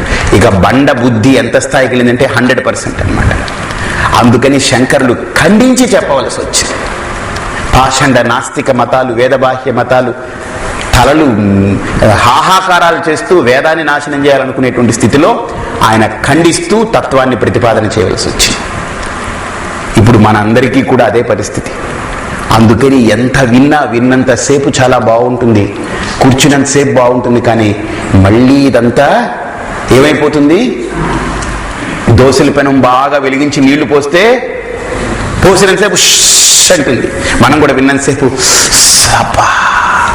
అంతే, మళ్ళీ అది ఉష్సే. కారణం యుగ ధర్మం. అందుకని కలియుగంలో మోక్షాన్ని పొందడానికి తత్వోపదేశాన్ని బోధించే గురువు దొరకడం దుర్లభం. ఆ తత్వోపదేశాన్నే పొందాలి, నాకు ఇంకేం వద్దు అనుకునేటువంటి శిష్యుడు దొరకడం దుర్లభం. ఒకవేళ వీళ్ళిద్దరూ కలిసిన, వీళ్ళిద్దరిలో ఏ రకమైన యుగ ధర్మం యొక్క ప్రభావం పొందకుండా గురువు గురుత్వాన్ని నిలుపుకుంటూ, శిష్యుడు శిష్యత్వాన్ని నిలుపుకుంటూ, ఇద్దరు కలిసి ప్రయాణం చేస్తూ తత్వాన్ని శిష్యుడికి అందించి ఆ తత్వాన్ని శిష్యుడు అందుకొని మోక్షాన్ని పొందడం అనేది ఎక్కడో అరుదుగా జరుగుతూ ఉంటుంది. చాలా మంది, వేలాది మంది, లక్షలాది మందిలో ఆధ్యాత్మిక సాధనకు కారణమైనటువంటి తత్వజ్ఞానం కోసం వచ్చేవాళ్ళు చాలా తక్కువ. యోగాసనాలు వేయడం, ప్రాణాయామం చేయడం, ధ్యానం చేయడం, హఠయోగం చేయడం, అది చేయడం, పూజలు చేయడం, యజ్ఞాలు చేయడం, ఈ క్రియల వరకే పరిమితమైపోతుంటారు. వాటిని ఆధ్యాత్మిక సాధన అనుకుంటుంటారు.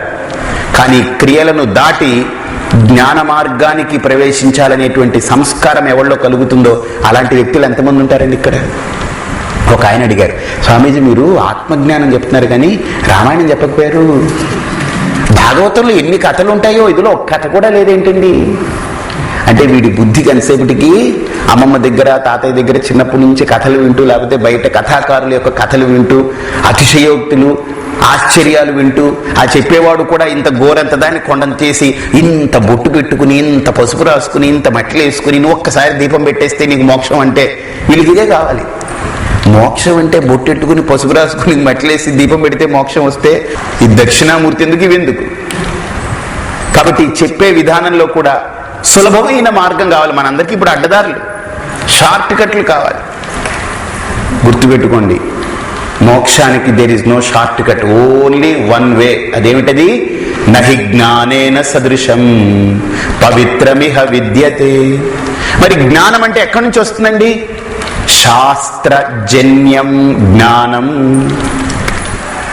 ఏమండి నాకు నెయ్యి కావాలండి, ఎక్కడి నుంచి వస్తుందండి? వెన్న కాస్తే నెయ్యి వస్తుందండి. వెన్న ఎక్కడి నుంచి పుడుతుందండి? ఎక్కడి నుంచైనా పుడుతుందండి. ఒక బిందె నీళ్లు తెచ్చిపెట్టండి, కవం వేసి చిలికినా వస్తుందండి. మరి వెన్న ఎక్కడి నుంచి వస్తుంది? దానికి కారణం ఏంటి? పాలు కాచాలి, తోడు పెట్టాలి, దాన్ని చిలకాలి పెరుగైన తర్వాత, అప్పుడు వెన్న వస్తుంది. ఆ వెన్న నెయ్యిగా పరిణామం పొందుతుంది, దాన్ని తినంతే.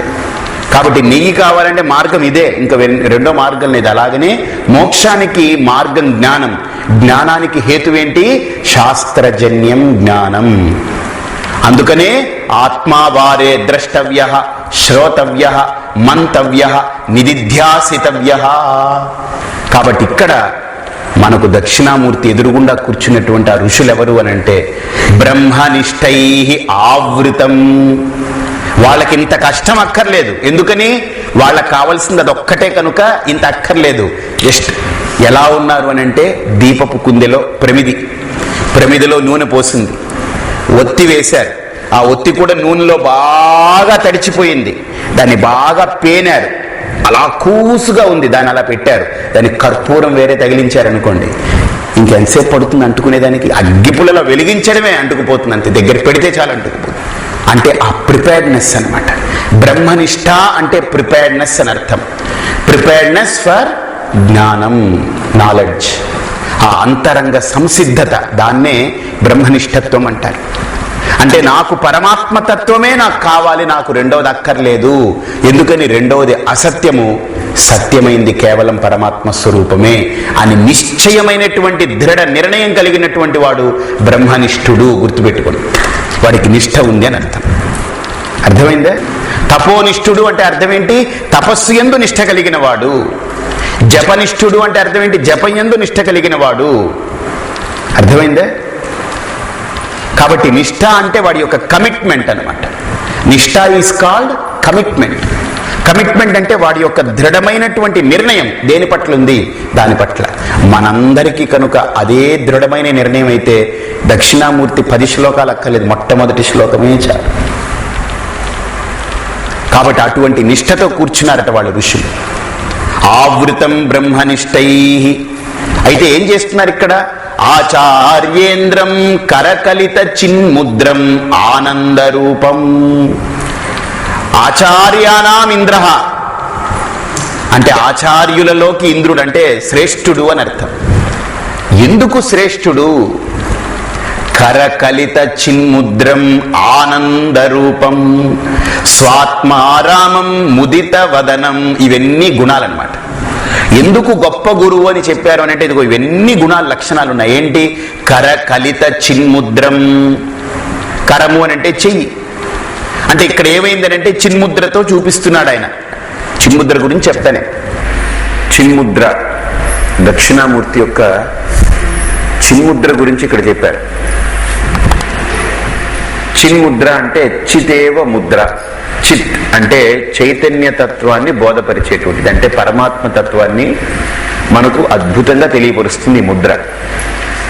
మనం జపం చేసేటప్పుడు కానీ లేదా కొన్ని పూజలు చేసేటప్పుడు తంత్రోక్తంగా కొన్ని ముద్రలు వేస్తారు. ఈ మత్స్య ముద్ర, కూర్మ ముద్ర, తర్వాత ధేను ముద్ర, ఇలా ముద్రలు ఉన్నాయి, చాలా ముద్రలు ఉన్నాయి. అందులో అవకుంఠిత ముద్ర, ఇలాగ రకరకాల ముద్రలు ఉన్నాయి. ఆ ముద్రలు, ముద్రా శాస్త్రం ఏదైతే ఉందో ఆ ముద్రికా శాస్త్రంలో ఇది చిన్ముద్ర అనేటువంటిది జ్ఞానముద్ర అంటారు. ఏంటిది? జ్ఞానముద్ర. అందుకే దదగ మురగ కక్షం చంద్రచూడం త్రినేత్రం అంటే దక్షిణామూర్తి యొక్క ధ్యాన శ్లోకం చెప్తూ జ్ఞానముద్రాం కరాగ్రే అంటారు. జ్ఞానముద్రని ధరించి ఉన్నవాడు, ఇది జ్ఞానముద్ర. ఏంటిది? జ్ఞానముద్ర. జ్ఞానానికి సంకేతం ఇది. ఏమిటి అసలు చిన్ముద్ర అంటే అర్థం ఏంటనంటే, ఇక్కడ మన శాస్త్రం అంటుంది చిన్ముద్ర అంటే ఎలా వేయాలి అని అంటే, అంగుష్టం తత్పదం ప్రోక్తం తర్జనీ త్వంపదే స్థితః. అంగుష్టం తత్పదం ప్రోక్తం. మన చేతికి 5 వేళ్లు ఉన్నాయి, దీన్ని అంగుష్టము అని అంటారు, దీన్ని తర్జని అని అంటారు, దీన్ని మధ్యమ అని అంటారు, దీన్ని అనామిక అంటారు, దీన్ని కనిష్ఠిక అంటారు. అర్థమైందా? దీన్ని అంగుష్టము అని అంటారు. ఉపనిషత్తుల్లో ఈ అంగుష్టానికి గొప్ప పేరుందనమాట. అంగుష్టమాత్ర పురుష మధ్యే ఆత్మని తిష్టతి. అంటే ఉపాసన చేయడానికి మన శాస్త్రకారులు ఏమన్నారంటే, పరమాత్ముని ఈ అంగుష్ట మాత్రం పరిమాణంలో లోపల ఒక చైతన్య జ్యోతి అలా ఉంది అని ఊహించుకోమన్నారు. ఉపాసనకి అదొక ఊహ, అంటే ఒక ఉపాసనకి, జ్ఞానం కాదు సుమాది, ఉపాసనకి. అంటే నేను పరమాత్మ మీద ఉపాసన చేయాలండి, ఎందుకంటే నాకు ఇంకా జ్ఞానానికి అర్హత లేదు. ఆ పరమాత్మ గురించి నేను బాగా ఉపాసన చేస్తే నాలో అజ్ఞాన దోషానికి ఏదైతే ప్రతిబంధకాలు ఉన్నాయో నివృత్తి చేయడానికి, అజ్ఞాన దోష నివృత్తికి ఆ ప్రతిబంధకాలు ఉపాసన వల్ల తొలగుతాయి. కనుక ఆ ఉపాసన చెయ్యాలి అనుకున్న సాధకుడికి ఉపనిషత్తులు ఏముంటుందనంటే, నువ్వు పరమాత్మ గురించి ప్రత్యక్షంగా ఉపాసన చేయాలనుకుంటే ఇదిగో అంగుష్టమాత్ర పురుష, ఈ అంగుష్ట పరిమాణంతో ఇంత బొటనవేలంత సైజులో హృదయంలో లోపల ఒక చైతన్య జ్యోతి అలా ప్రకాశిస్తున్నట్టుగా ఊహించుకో. ఉపాసన అనేది కూడా ఊహ, అది జ్ఞానం కాదు. ఉపాసన గుర్తుపెట్టుకోండి, ఉపాసన కూడా ఊహ మాత్రమే. అందుకని ఆ ఊహకు ఫలమే కానీ కర్మఫలం ఉంటుందే కానీ మోక్షం అనేది ఉండదు ఉపాసనకి. మోక్షం అనేది దేని వల్ల వస్తుంది? కేవలం జ్ఞానం వల్లనే. జ్ఞానాదేవతు కైవల్యం, అది అల్టిమేట్ స్టేట్మెంట్, అది గుర్తుపెట్టుకోండి. ఏ సిద్ధాంతం మాట్లాడినా జ్ఞానం వల్లనే మోక్ష సిద్ధి. జ్ఞానం అనేది ఊహలకు తావులేదు. జ్ఞానం విషయంలో ఊహలకి తావులేదు. నిశ్చయమైనటువంటి సునిశ్చితమైనటువంటి వాక్య వృత్తి జ్ఞానం. వృత్తి జనకం జ్ఞానం. నిశ్చయంగా యథార్థమైనటువంటి సత్యాన్ని తెలుసుకోవడమే జ్ఞానం అంటే. ఊహించుకోవడం కాదు, సత్యాన్ని ఊహించుకున్నా అది జ్ఞానం కాదు. అదేంటిది? ఉపాసన. అది కాదు, మనం ఖండించడానికి సరిపోమని, అది ఖండించుకోవడం ఇప్పుడు ఒక మార్గం ఉంది. ఉపాసకులు అన్నమాట. జ్ఞానం కాదు. ఎందుకని? పరమాత్మకి ఇంకా అదేంటిది? ఇంత రూపంతో పరమాత్మని పెడతామా? ఎందుకని? అనోరణీయాన్ మహతో మహీయాన్ ఆత్మాస్య జంతోర్నిహితో గుహాయాం. అంతటా వ్యాపించున్నటువంటి ఆ పరమాత్మ తత్వానికి ఇంత మాత్రం ఒకటి గీసుకుని అదే పరమాత్మ అనుకోవడం ఏమిటిది? అది కూడా అక్కడ అవివేకమే, అజ్ఞానమే. కాకపోతే అది ఉపాసనకి పనిచేస్తుంది, జ్ఞాన మార్గం కాదు. అదేంటది? ఉపాసన విధి అంతే. అలాగని ఇక్కడ కూడా అంగుష్టం తత్పదం ప్రోక్తం. ఈ 5 వేళ్లు ఈ చేతికి ఏదైతే ఉన్నాయో, ఈ చేతికి ఉన్నటువంటి 5 వేళ్లలో ఇది అంగుష్టము అని అంటారు. అంగుష్టం అంటే బొటన వేలుని అంగుష్టము అని సంస్కృతంలో అంటారు. ఇది అంగుష్టం ఏమిటయ్యా? తత్పదం ప్రోక్తం. తత్ అంటే పరమాత్మ. బాగా చూడండి, ఎందుకు దీన్ని పరమాత్మతో పోల్చారు? బాగా మీరు ఆలోచిస్తే గొప్ప తాత్వికత, ప్రాక్టికాలిటీ కనిపిస్తుంది. ఈ బొటన వేలు ఏ పని చెయ్యదు ఈ లోకంలో. ఈ లోకంలో బొటన వేలు ఏ పని చెయ్యదు. మీరు చూడండి కావాల్సింటే 4 వేలే పని చేస్తుంటాయి, కానీ బొటన వేలు లేకపోతే ఏ పని జరగదు. అసంగంగా ఉంటుంది చూడండి. ఈ 4 ఒకలా ఉంటుంది, పక్క పక్కన ఉంటాయి. ఇది మటుకు అసలు సంబంధం లేకుండా ఎక్కడో ఉంటుంది, ఇక్కడెక్కడో ఉంటుంది. ఇది ఏ పని చెయ్యదు, కానీ ఇది లేకపోతే ఏ పని జరగదు. అలాగనే పరమాత్మ ఏ కార్యము అతను చెయ్యట్లేదు, కానీ పరమాత్మ యొక్క ఉనికి చైతన్యం లేకపోతే ఈ లోకంలో ఏ కార్యము జరగదు. అంగుష్టం తత్పదం ప్రోక్తం. అంతేకాదు, దీన్ని పరమాత్మతో ఎందుకు పోల్చారనంటే, ఈ లోకంలో ఏదైనా మనం ఒక నిజం చెప్తున్నాం అనుకోండి, ఎవరికైనా వాడికి అది నిజంగా అనిపించట్లేదు అనుకోండి, రే భగవంతుడి మీద ఒట్టురా. కోర్టులో కూడా భగవద్గీత సాక్షిగా, లేకపోతే ముస్లిం అనుకోండి ఖురాన్ సాక్షిగా. ఇప్పుడు ముస్లిం భగవద్గీత మీద ఒట్టేసి శుభ్రంగా అబద్ధాలు చెప్పుకోవచ్చు, ఎందుకని వాడికి భగవద్గీత మీద నమ్మకం ఉండదు. కాబట్టి అక్కడ ముస్లిం నిలబడ్డాడు అనుకోండి బోన్లో, వాడితో ఏం చేయించాలి? ఖురాన్ సాక్షిగా చేయించాలి. ఎందుకని? వాడు నమ్మకం దేన్నైతే దైవంగా నమ్ముతున్నాడు దాని మీద ఒట్టేయించాలి. నువ్వు క్రైస్తవుడు ఉన్నాడు, బోన్లో ఎక్కడనుకున్నాడు, భగవద్గీత మీద ఖురాన్ మీద ఇష్టం వచ్చినట్టు ఒట్లేసుకుని అబద్ధాలు చెప్పుకోవచ్చు. ఎందుకని? వాడికి నమ్మకం లేదు ఆ గ్రంథాల మీద. కాబట్టి ఎవడు దేన్ని నమ్ముతున్నాడో అదే దైవము అని కోర్టు కూడా అంగీకరించింది. ఎంత మాత్రమున ఎవ్వరు తలచినా అంత మాత్రమే నీవు, అంతరంగమున వెదకి చూడ అంతంతే. కాబట్టి ఇక్కడ బాగా చూడండి, ఎవరిని నిలబెట్టినా గ్రంథం మీద ఎందుకు వేస్తారంటే, గ్రంథం పరమాత్మ గురించి బోధిస్తుంది. ఆ పరమాత్మ స్వరూపం మీద, పరమాత్మకి గ్రంథానికి తేడా లేదు కనుక వాళ్ళు పవిత్రంగా భావించి ఆయా గ్రంథాల మీద ఒట్టే ఇస్తారు. హిందువు నిలబడ్డాడంటే భగవద్గీత మీద ఒట్టే అంటాడు. ఒకవేళ మనం హిందువులే అనుకోండి, నాస్తిక హిందూ అనుకోండి, శుభ్రంగా వేసుకుని అబద్ధాలు చెప్పుకోవచ్చు. కాబట్టి వాడికి ఇంకా ఒట్టుకు విలువ లేదు. వాడికి దేవుణ్ణి నమ్మడు అనుకోండి, వాడు భగవద్గీత మీద వేస్తాడు, దేని మీద ఏమన్నా వేస్తాడు. కాబట్టి ఇక్కడ దేని మీద మనం ఒట్టు వేయిస్తుంది కోర్టులో అని అంటే గమనించండి, నమ్మకం మీద ఒట్టు అనమాట. దేన్ని మనం గొప్ప ప్రామాణికంగా నమ్ముతున్నామో దాని మీద ఒట్టు వేయిస్తున్నారంటే మన అంతరాత్మ ఇంకా ఒట్టు వేస్తే అబద్ధం చెప్పదు అని ఒక నమ్మకం, దృఢమైన విశ్వాసం అది. కాబట్టి ఇప్పుడు ఎవరు ఒట్టు వేసినా భగవంతుడి మీద సాక్షిగా, ఒరే దేవుడి సాక్షిగా చెప్తున్నాను అంటారు. అలాగనే ఈ లోకంలో భగవత్ సాక్షిని ఎలాగైతే ఒకరిని నమ్మించడం కోసం పెట్టుకుంటున్నామో, ఈ లోకంలో నా ఉనికిని కూడా చాటు చెప్పుకోవాలంటే నాకంటూ ఏ ఉనికి లేదు. అప్పుడు ఏం చేస్తామనంటే మనం దీన్ని ప్యాడ్లో పెట్టి ఇలా పెట్టి ముద్ర వేస్తాం. నా వేలు ముద్ర పడిందని అంటే అది ఎవరిది? నాది. సంతకాన్ని ఫోర్జరీ చేయొచ్చు, కానీ వేలు ముద్రని ఫోర్జరీ చేయొచ్చా? సంతకం మనం తయారు చేసుకుంది, కానీ వేలుముద్ర పరమాత్మ తయారు చేసింది. కాబట్టి ఈ లోకంలో ఎన్ని కోట్ల మంది, ఇప్పుడు సపోజ్ ఇండియాలోనే 120 కోట్ల మంది ఉన్నారు ఇప్పుడు అనుకోండి. 120 కోట్ల మంది వేలుముద్రలు తీసుకుంటే 120 కోట్ల రకాలు ఉంటాయి. అంతేగాని ఒకే తల్లి గర్భంలో పుట్టిన 3 పిల్లలు ఒకళ్ళే అని చెప్పి 3కి ఒకే వేలుముద్రలు ఉండవు సుమా. చాలా చాలా దాన్ని స్క్రీన్ చేస్తూ పోతే తేడాలు కనిపించిపోతుంది. గమనించండి. తల్లి గర్భంలో ఊరిన కొడుక్కి లేకపోతే తల్లి గర్భంలో ఊరిన కూతురికే వేలుముద్రలో తేడాలు వచ్చేస్తాయి. అంటే ఎంత విలక్షణత ఉందో చూడండి.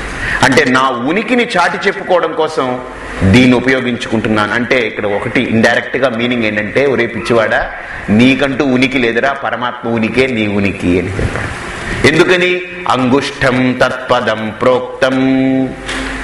అంగుష్టం, ఈ బొటనవేలు అనేటువంటిది పరమాత్మ అని చెప్పింది. అర్థమైందా? ఏదైనా ఒకటి గెలిచామనుకోండి, ఒకటి సాధించామనుకోండి, ఎలా చెప్తాం చెప్పండి?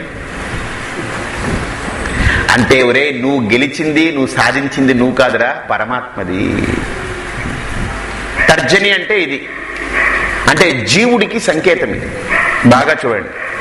ఎందుకు దీని జీవుడు అన్నారు, దీని దేవుడు అన్నారు అని అంటే, దైవము అసంగ స్వరూపము, జీవుడు సంగరూపుడు. ఎప్పుడూ సాంగత్యం, స్థూల సూక్ష్మ కారణ శరీరాలతో ముడిపడి ఉంటాడు. జాగ్రత్త స్వప్న సుషుప్తి అవస్థలతో ముడిపడి ఉంటాడు. బాగా చూడండి.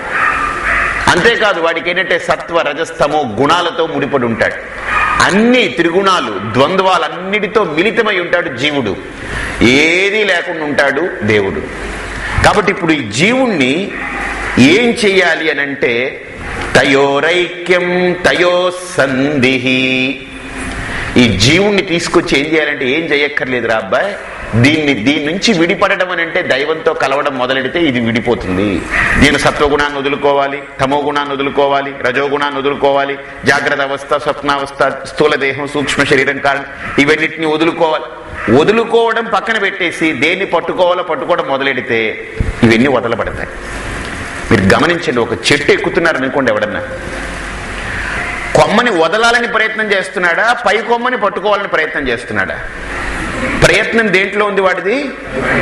పట్టుకునే దాంట్లో ప్రయత్నం ఉంది, కానీ వదిలించుకునే దాంట్లో ప్రయత్నం లేదు.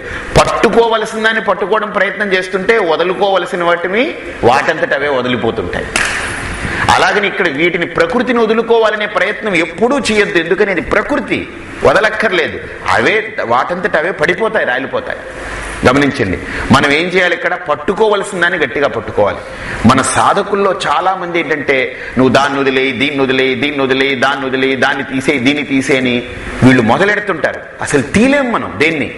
పట్టుకోవలసిన దాన్ని చెప్పడం మొదలెట్టామనుకోండి, అప్పుడు తీయవలసింది మెల్లమెల్లగా మనకు వదిలిపోతూ ఉంటుంది.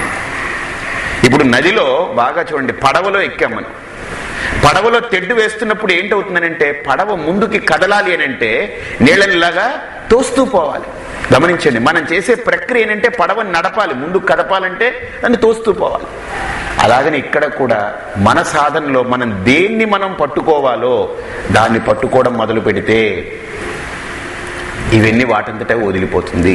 ఇక్కడ బాగా చూడండి, గొప్ప అర్థం ఏంటంటే, ఈ జీవుడికి సంకేతమైనటువంటి తర్జని, బ్రహ్మకు సంకేతమైనటువంటి అంగుష్టము, ఇవి రెండు కలవడం మొదలెడితే, కలిస్తే ప్రకృతి తనంత తాను విలక్షణంగా ఉంటుంది.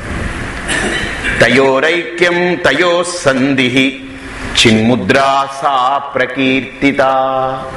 దీన్ని చిన్ముద్ర అంటారు. సరేనండి, ఇది బాగుంది. జీవుడు బ్రహ్మ కలిశారు కదా, ఇందులో ఇంకొక గొప్ప సూక్ష్మం దాగుంది. బాగా చూడండి. ఏమిటి ఆ సూక్ష్మం అంటే, ఇలా కలిపినప్పుడు ఇక్కడ గుండ్రనితనం వచ్చింది. అంటే ఒక సున్నా మనం రాసామనుకోండి, సున్నా గీసామనుకోండి కాగితంలో, ఈ సున్నా గీసిన తర్వాత దీనికి ఆద్యంతాలు ఎక్కడ ఉంటాయి చెప్పండి? ఒక గీత గీస్తే ఇగో ఇక్కడ బిగిన్ అయింది, ఇక్కడ ఎండ్ అయిందని చెప్పుకోవచ్చు. ఒక సున్నా రౌండ్ గీశారనుకోండి, ఎక్కడ బిగినింగ్, దీనికి ఎక్కడ ఎండింగ్ చెప్పండి? అంటే ఒక సున్నా అనేటువంటిది పూర్ణం. అంటే జీవుడు ఎప్పుడైతే పరమాత్మతో కలిశాడో వాడు పరిపూర్ణ స్వరూపమై ఉన్నాడు. బాగా చూడండి. ఇక్కడ మనకు అర్థం ఏంటనంటే, ఈ గుండ్రనితనం అనేటువంటిది పరిపూర్ణ స్వరూపమై ఉన్నాడు. బాగా చూడండి. అందుకని అమ్మవారు కూడా బొట్టు పెట్టుకున్నప్పుడు గుండ్రంగా బొట్టు ఎందుకు పెట్టుకుంటారంటే, అమ్మవారు గుండ్రనితనం అనేటువంటిది ఆద్యంతరహితమైనటువంటి స్థితిని సూచిస్తుంది. స్త్రీలందరూ బొట్టు పెట్టుకున్నప్పుడు ఎందుకు గుండ్రని బొట్టు పెట్టుకుంటారంటే ఆ శక్తి అన్నమాట. ఆద్యంతరహితమైనటువంటి అమ్మవారి యొక్క తత్వాన్ని, ఆ గుండ్రనితనం సూచిస్తుంది ఆవిడ యొక్క బొట్టు ద్వారా. కాబట్టి ఇక్కడ కూడా చిన్ముద్ర అని అంటే సత్వరజస్తమో గుణాలకి విలక్షణుడై, స్థూల సూక్ష్మ కారణ శరీరాలకి విలక్షణుడై, జాగ్రత్త స్వప్న సుషుప్తి అనేటువంటి అవస్థలకు విలక్షణుడై, అన్ని రకాల అవిద్య కామ కర్మ అనేటువంటి అస్మితాలకి విలక్షణుడై, అన్ని రకాలుగా అన్నిటి నుంచి విడిపడి వాడు శుద్ధమైనటువంటి పరమాత్మతో కలిసున్నాడు అని అర్థం. అంతేకాదు, ఈ లోకంలో ఏదైనా చాలా బాగుందనుకోండి, దాన్ని చెప్పాలంటే ఏం చెప్తాం?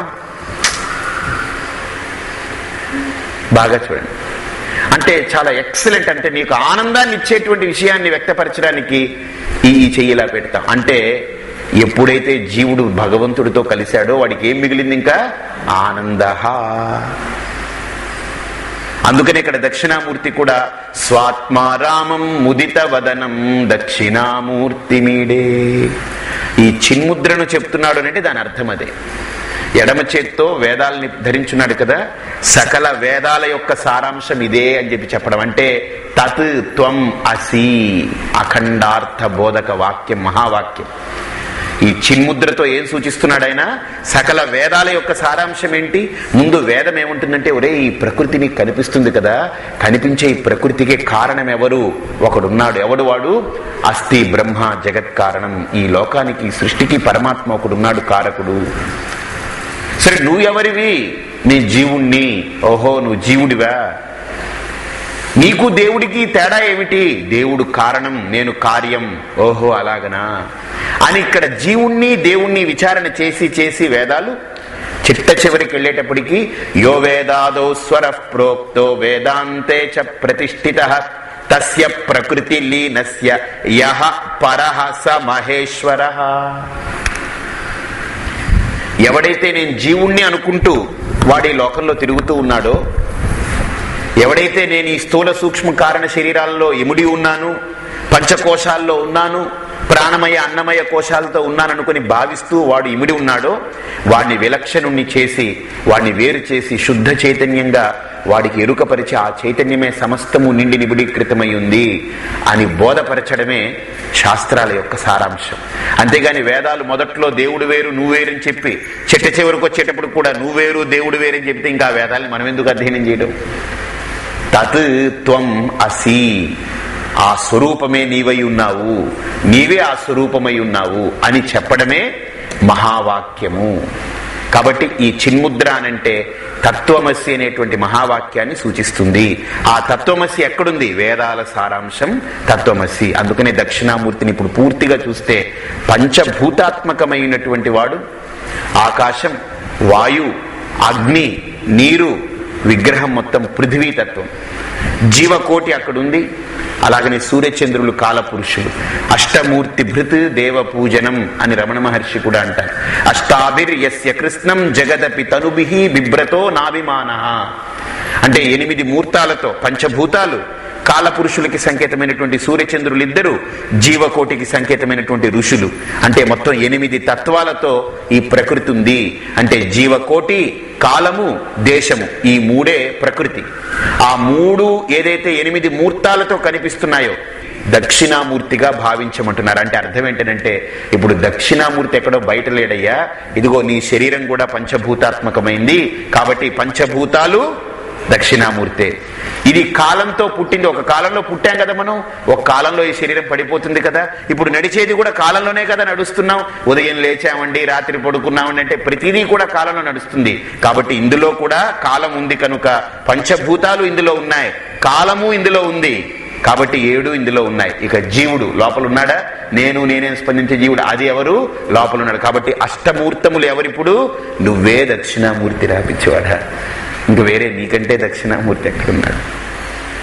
అయితేనండి నేనే దక్షిణామూర్తి, నేనే ఆ పరమాత్మ అనుకోండి, నాకు తెలియట్లేదు. అందుకనే కరకలిత చిన్ముద్రమానంద రూపం స్వాత్మారామం ముదిత వదనం. ఇప్పుడు ఆ దక్షిణామూర్తి అక్కడ మన అందరికీ బోధిస్తున్నాడు. ఒరే, నువ్వు నేను వేరు కాదురా, మనిద్దరం ఒకటే, కానీ నువ్వు తెలుసుకోలేకపోతున్నావు. అది తెలుసుకో. ఎలాగా? చిన్ముద్రతోటి మనకు తెలియజేస్తున్నారు. నీలో ఎవరైతే నేను స్పందిస్తున్నాడో జీవుడు, ఆ జీవుడే దేవుడురా. ఇలా తీసుకొస్తే నీకు అర్థమవుతుంది. ఇలా ఉంచినంత కాలం అర్థం కాదు. ఇలా తీసుకొస్తే పరిపూర్ణత చేకూరుతుంది అని చెప్పారు. అని చెప్తూ ఎక్కడ కూర్చున్నారు, ఏం చేస్తున్నారు ఈయన? ఆనంద రూపం, ఆ చిన్ముద్రను చూపిస్తూ ఆనందంగా ఉన్నాడట, ఆనంద స్వరూపంగా.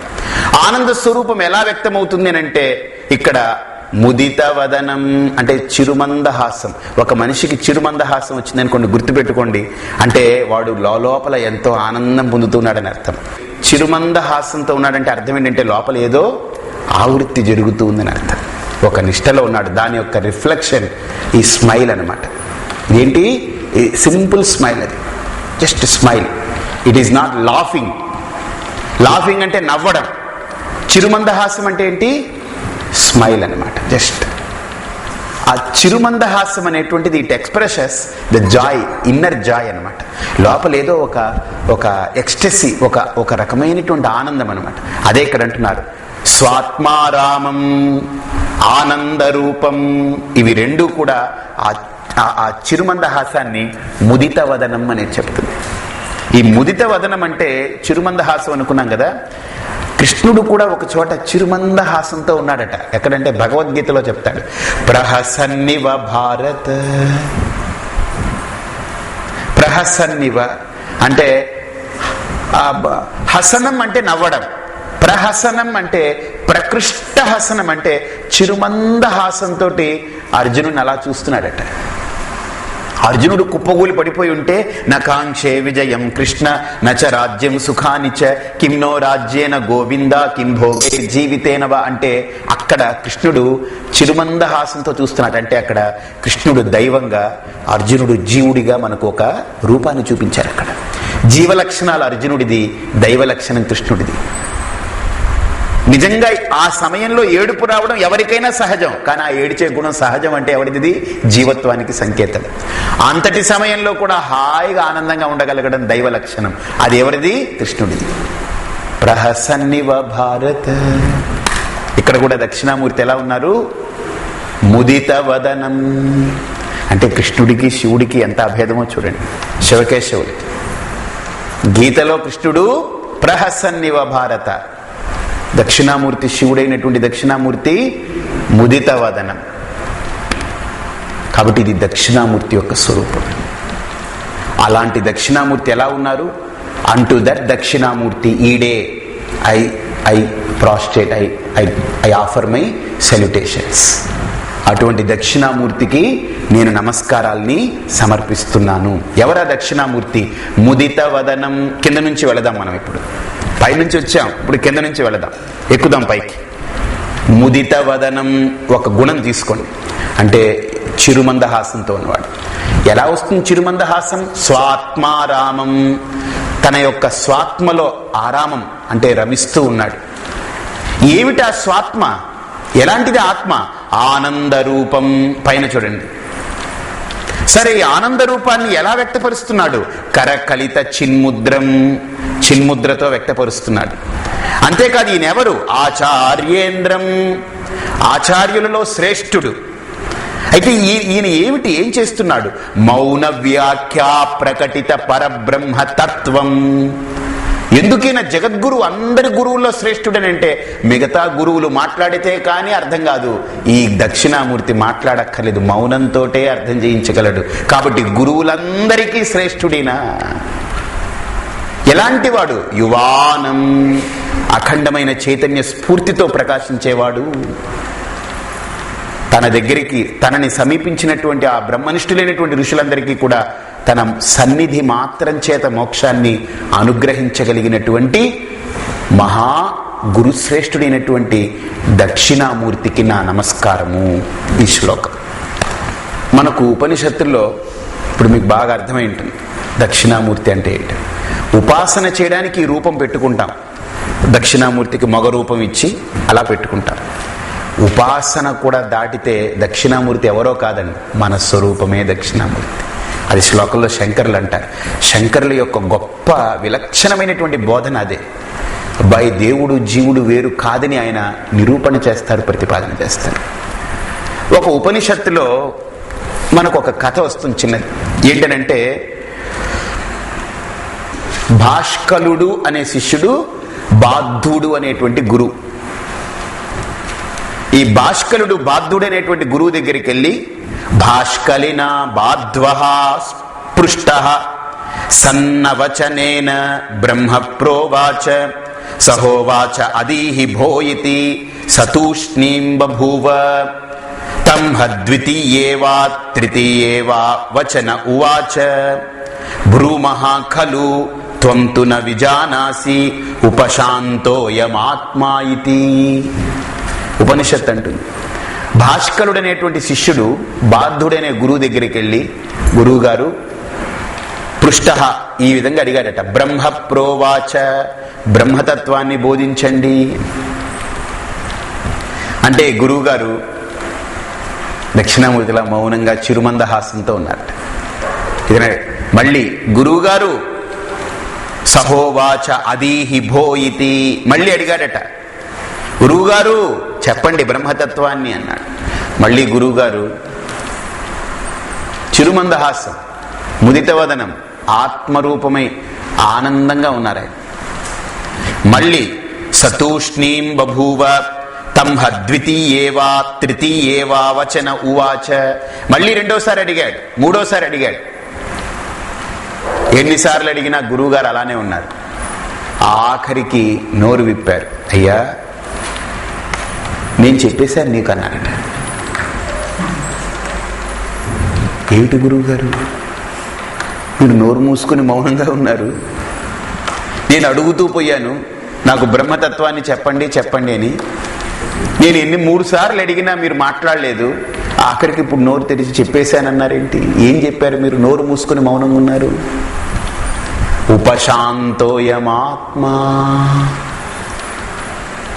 పరమాత్మతత్వం అంటే ఈ వికల్పం ఉండేది కాదు, నిర్వికల్పకమైనది. ప్రశ్న వచ్చిందనంటే వికల్పం ఉంది అని అర్థం. ప్రశ్న బయలుదేరిందనంటే అడిగేవాడు ఒకడున్నాడు, అడగబడేది ఒకటి ఉంది. అడగడం అనే క్రియ 3 ఉన్నాయి. 3 ఉంటే వికల్పాలు 3 ఎక్కడ పడిపోతాయో, ఇంకా అడిగేవాడు, అడగబడేది, అడిగేది అనేది 3 ఎక్కడ పడిపోతుందో, ఈ త్రిపుటి ఈ వికల్పాలన్నీ ఎక్కడ పడిపోతున్నాయో, ఇక అడిగేవాడు, అడగబడేది, అడిగేది అన్నీ ఏకమై ఉందో అదే బ్రహ్మ. తదేవ బ్రహ్మత్వం విద్ధి నేదమిదిదముపాసతే. హిరణ్యకశిపుడు అడిగాడు, హరి ఇక్కడున్నాడా, హరి అక్కడున్నాడా, అందుకనే వాడు రాక్షసుడయ్యాడు. ప్రహ్లాదుడు నవ్వుతో ఒక మాట నాడు, ఇందుగలడు అందులేడని సందేహము వలదు చక్రి సర్వోపగతుండు నీవెందెందు వెదకి చూచిన నందందే గలడు. ఇది అందరూ చెప్పేస్తారు. పోతన భాగవతంలో కథ కింద పెద్ద ఇందుగలడందు లేడని సందేహము వలదు చక్రి సర్వోపగతుండు నీవెందెందు వెదకి చూసిన నందందే గలడు దానవాగ్రణి కంటే ఒక తిప్పుకోకుండా చెప్పేస్తారు. అక్కడ చప్పట్లు కొట్టేస్తారు, అయిపోతుంది. ఏంటి నాకు అర్థం కాదు. దీంట్లో చాలా తత్వోపదేశం దాగుంది. ఇది అర్థం కాదు. ఇందుగలడు అందు లేడని సందేహము వలదు, వెంటనే దాని రెండింటినీ మళ్ళీ సపోర్ట్ చేస్తూ సర్వోపగతుండు అంటే ఇందు అందు అని అక్కర్లేదయ్యా, ఎందెందు వెదకి చూచిన నందందే గలడు అంటే నువ్వు ఎక్కడ చూచినా అక్కడ పరమాత్మ ఉన్నాడు. ఇన్ఫాక్ట్ నువ్వు చూడబడే ప్రతిదీ కూడా పరమాత్మ స్వరూపమై ఉంది. గుర్తుపెట్టు. నానా నీకు స్తంభం కనిపిస్తుంది, కానీ నాకు స్తంభ రూపంలో పరమాత్ముడే కనిపిస్తున్నాడు. నానా ఇదిగో నీకు సింహాసనం కనిపిస్తుంది, కానీ నాకు సింహాసనం రూపంలో పరమాత్ముడే కనిపిస్తున్నాడు. నానా నీకు ఇదిగో స్త్రీ కనిపిస్తుంది, నాకు స్త్రీ రూపంలో పరమాత్ముడు కనిపిస్తున్నాడు. నానా నీకు పురుషుడు కనిపిస్తున్నాడు, నాకు పురుషుడి రూపంలో పరమాత్ముడు కనిపిస్తున్నాడు. ఎందుకు? సహస్రశీరుషా పురుష సహస్రాక్ష సహస్రపాత్ సభూమిం విశ్వతో వృత్వా అత్యతిష్ట దశాంగులం. పరమాత్ముడికంటూ ఒక రూపం లేదు కనుక ఈ ప్రపంచంలో ఉన్న సమస్త నామరూపాలకి వాడే అధిష్టానం కనుక ప్రతి నామరూపంతో వాడే ప్రకాశం పొందుతున్నాడు, వాడే ప్రకాశిస్తున్నాడు. ఏ నామరూపాన్ని ముట్టుకున్నా బాగా చూడండి, సముద్రంలో వచ్చే లక్షల కోట్ల అలల్లో ఏ అలని ముట్టుకున్నా మీకు తగిలేదేమిటి? నీరే. అలాగని ప్రకృతిలో ఎన్ని లక్షల కోటాను కోట్ల రూపాలున్నా అన్ని రూపాలలో స్వరూపమై ఉన్నటువంటిది ఏమిటి? పరమాత్ముడే. గుర్తుపెట్టుకోండి. మనం రూపం వరకే వెళుతున్నాం, స్వరూపాన్ని వదిలేస్తున్నాం. పదార్థం దాకా వెళుతున్నాం, యథార్థాన్ని విడిచిపెడుతున్నాం. వస్తువుల దగ్గరికే వెళుతున్నాం, వాస్తవాన్ని గ్రహించలేకపోతున్నాం.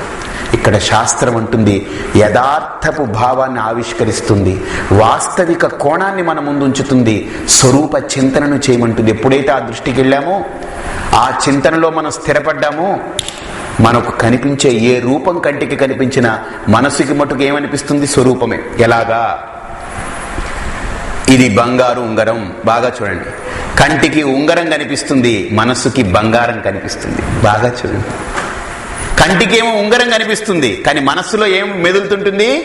బంగారం. దాని విలువ ఇప్పుడు ఎంత? ఇప్పుడు కేడిఎమ్మా లేకపోతే కీడిఎమ్మా? ఏమిటిది? 96 పాయింట్ ఏంటిది? 91.6 916. అదే 91.6 916. ఓకే, ఏదో ఒకటి చూడండి. వెంటనే రెస్పాన్స్ ఎలా ఉంది? ఇంకా మిగతా అడగండి. మౌన వ్యాఖ్యానం. ఇది అడగంగానే వ్యాఖ్యానం, మౌనం పోతుంది. చూడండి 916 అన్నమాట. కంటికేమో వస్తువు కనిపిస్తుంది, కానీ మనస్సుకి వాస్తవం, దీని యొక్క కారణం కనిపిస్తుంది. అలాగని ఇక్కడ జ్ఞానికి కూడా కంటికి రూపం కనపడవచ్చు, కానీ లోపల బుద్ధికి మటుకు స్వరూపమే ప్రతీతమవుతుంది. నామరూపాలు ప్రధానం కాదు, స్వరూపమే ప్రధానమవుతుంది. అక్కడ ప్రహ్లాదుడు కూడా వాళ్ళ నాన్నకు అదే బోధించాడు. నాన్న, అంతటా ఉన్న పరమాత్ముణ్ణి ఇక్కడ వెతకక్కర్లేదు, అక్కడ వెతకక్కర్లేదు. ఎవడైతే నీ లోపల ఒక్కసారి కళ్ళు మూసుకుని హరి ఎక్కడున్నాడు అనే మాట ఎక్కడి నుంచి పుట్టిందో ఒక్కసారి చూడు. లోపల ఎక్కడి నుంచి హరి ఎక్కడున్నాడు అని పుట్టిందో బాగా చూడు. ఎక్కడున్నాడని ప్రశ్న పుట్టినటువంటి ప్రదేశమే పరమాత్మ. వాడు లేకపోతే ఆ ప్రశ్నే పుట్టదయ్యా పిచ్చివాడా. ఎవ్వని చేజనించు జగమెవ్వని లోపల నుండు లీనమై ఎవ్వని అందుడిందు పరమేశ్వరుడెవ్వడు మూల కారణం వెవ్వడు ఆది మధ్యాంతరహితుడెవ్వడు సర్వము తానైన వాడెవ్వడు. ఆ శ్లోకానికి భాగవతంలో ఆ శ్లోకం అనుసంధానం చేయాలి. ఒక్కసారి నాన్న కళ్ళు మూసుకుని అక్కడెక్కడ వెతకక్కర్లేదు, అంతటా ఉన్నప్పుడు నీలో కూడా ఉన్నాడనే కదా. ఒక్కసారి ఆలోచించు, ఎక్కడి నుంచి ఆ ప్రశ్న పుట్టిందో. హరి ఎక్కడున్నాడు అని ప్రశ్న లోపల ఎవరు వేస్తున్నారో వాణ్ణి పట్టుకుంటే వాడే హరి. ఎందుకు? అందరికీ శ్రీహరే అంతరాత్మ. హరే అంతరాత్మ. అందరిలో మిగిలేది ఆ ఆత్మ, అంతరాత్మ స్వరూపమే ఆ పరమాత్మ. ఆత్మ కంటే భిన్నం కాదు పరమాత్మ. గ్రహిస్తే పరమాత్మ, గ్రహించకుంటే జీవాత్మ, అంతే. అజ్ఞానంతో ఉంటే జీవాత్మ, జ్ఞప్తి స్వరూపమే ప్రకాశిస్తున్నప్పుడు పరమాత్మ, అంతే. కాబట్టి ఇక్కడ కూడా గురువు గారు అంటారు, అబ్బాయి ఉపశాంతో యమాత్మ. నీకు చెప్పా నేను, నువ్వు ప్రశ్నలు వేస్తూ ఉన్నావు చూసావా, నేను నీకేం ప్రకటించాను? శాంతత్వాన్ని, నిర్వికల్పక స్థితిని నేను చూపించాను. అబ్బాయి ప్రశ్నలు వేసే నీలో పరమాత్మ స్వరూపాన్ని గుర్తించడం కష్టం. ప్రశ్నలన్నీ అణిగిపోయి ప్రశ్న స్వరూపమైనటువంటి పరమాత్మ స్వరూపాన్ని పట్టుకున్న నాలో ఏ వికల్పాలు లేవు. కాబట్టి ఇప్పుడు నేనున్నటువంటి ఆ నిర్వికల్పక స్థితే పరమాత్మ అని నీకు చూపించాలి, నువ్వు గ్రహించలేకపోయావు. అక్కడి నుంచి ఇంకా వ్యాఖ్యానం మొదలవుతుంది. ఎందుకు ఈ వికల్పం పుట్టింది అని ప్రశ్న వేస్తాడు. వికల్పం మనోజన్యం. మనస్సులో ఎందుకు ఈ వికల్పం పుట్టాలి? అజ్ఞానవశాత్. అజ్ఞానం ఎందుకు వచ్చింది? అనాది మాయయా సుప్తః యదా జీవః ప్రబుధ్యతే. అజ్ఞానం ఎందుకు వచ్చిందో అని మటుకు అడక్కు, అజ్ఞానాన్ని తొలగించుకునే ప్రయత్నం చేయి. ఎందుకనంటే అజ్ఞానం ఎందుకు వచ్చిందని ఎందుకు అడుగుతాం మనం. ఇప్పుడు మీకు అజ్ఞానం, మీకు పార్సీ లాంగ్వేజ్ వచ్చా? పార్సీ భాష రాదండి అంటే పార్సీ భాష అజ్ఞానం ఉంది. ఎప్పటి నుంచి ఉంది మీకు? ఏమోనండి ఎప్పటి నుంచో. అసలు ఎందుకు ఉందనంటే అది ఏంటండి బాబు, ఎందుకు ఉందంటే పార్సీ అని భాష బయట ఒకటి ఉంది కనుక అది నాకు తెలియదు కనుక అజ్ఞానం ఉంటుంది. అసలు పార్సీ భాషే లేదనుకోండి, మీరు అడగరు, నాలో అజ్ఞానము లేదు. అజ్ఞానం ఎందుకు ఉందనంటే ఇంక దానికి ప్రశ్న లేదు. అజ్ఞానం ఉండడానికి కారణం ఏమిటో లేదు, అజ్ఞానం లేకుండా ఉండడానికి కారణం ఏంటి? జ్ఞానం ఉందని చెప్పుకోవాలి. అజ్ఞానం ఉండడానికి ఏం కారణం లేదు, జ్ఞానం లేకపోవడమే అజ్ఞానం ఉండడానికి కారణం, అంతే, నథింగ్ ఎల్స్. కాబట్టి ఇప్పుడు ఆ జ్ఞానాన్ని పొందాలి. అయితే ఆ జ్ఞానాన్ని ఎలా పొందాలి? ఆత్మావారే ద్రష్టవ్య, శ్రోతవ్య, మంతవ్య, నిధిధ్యాసితవ్య. ఆ జ్ఞానాన్ని పొందాలంటే ఆత్మజ్ఞానాన్ని ఇదిగో శ్రవణం చేయి. అని ఆ గురువు గారు శాస్త్రం మొదలు పెడతారు. అది ఉపనిషత్తు.